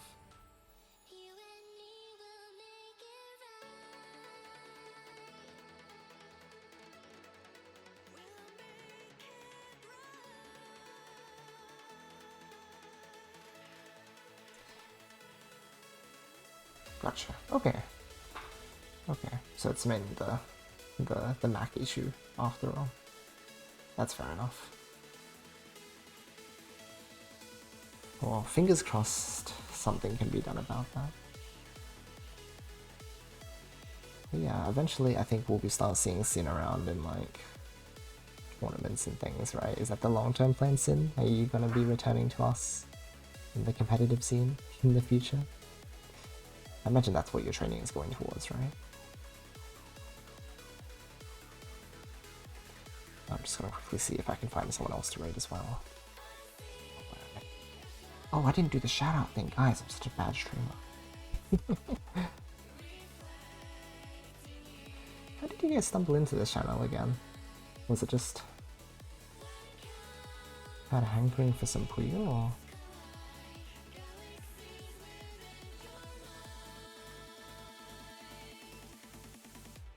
That should do it, right? Why didn't it work? Wait, it's slash. Sorry. Me being bad streamer again. We got there. I'll be playing tournaments a lot more, as well as starting to grind up Ascension ranked. I'm looking forward to that. Gotta give Wiz a run for his money, right?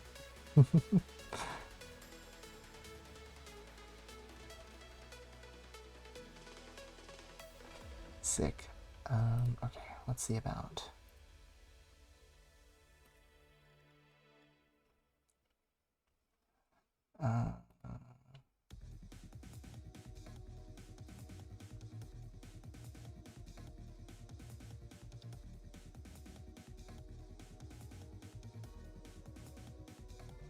You already had a Wiz? I mean, it's true, but somebody's on the rise. Alright, it looks like there is a JP streamer who is open for battles on PPC PC. They've also got the English tag, so you can probably also ask them in English potentially. So I'll pass you guys over to them because they are playing Puyo right now. There's like no one playing Puyo, so it's probably a good one, right? And more study material, I suppose. By the giant margin of 0.02, massive margin.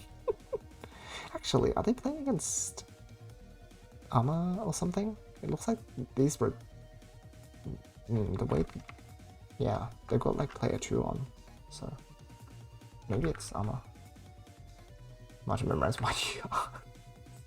Perfectly normal, competitive rival things, right? Alright. I want to shoot you guys over there.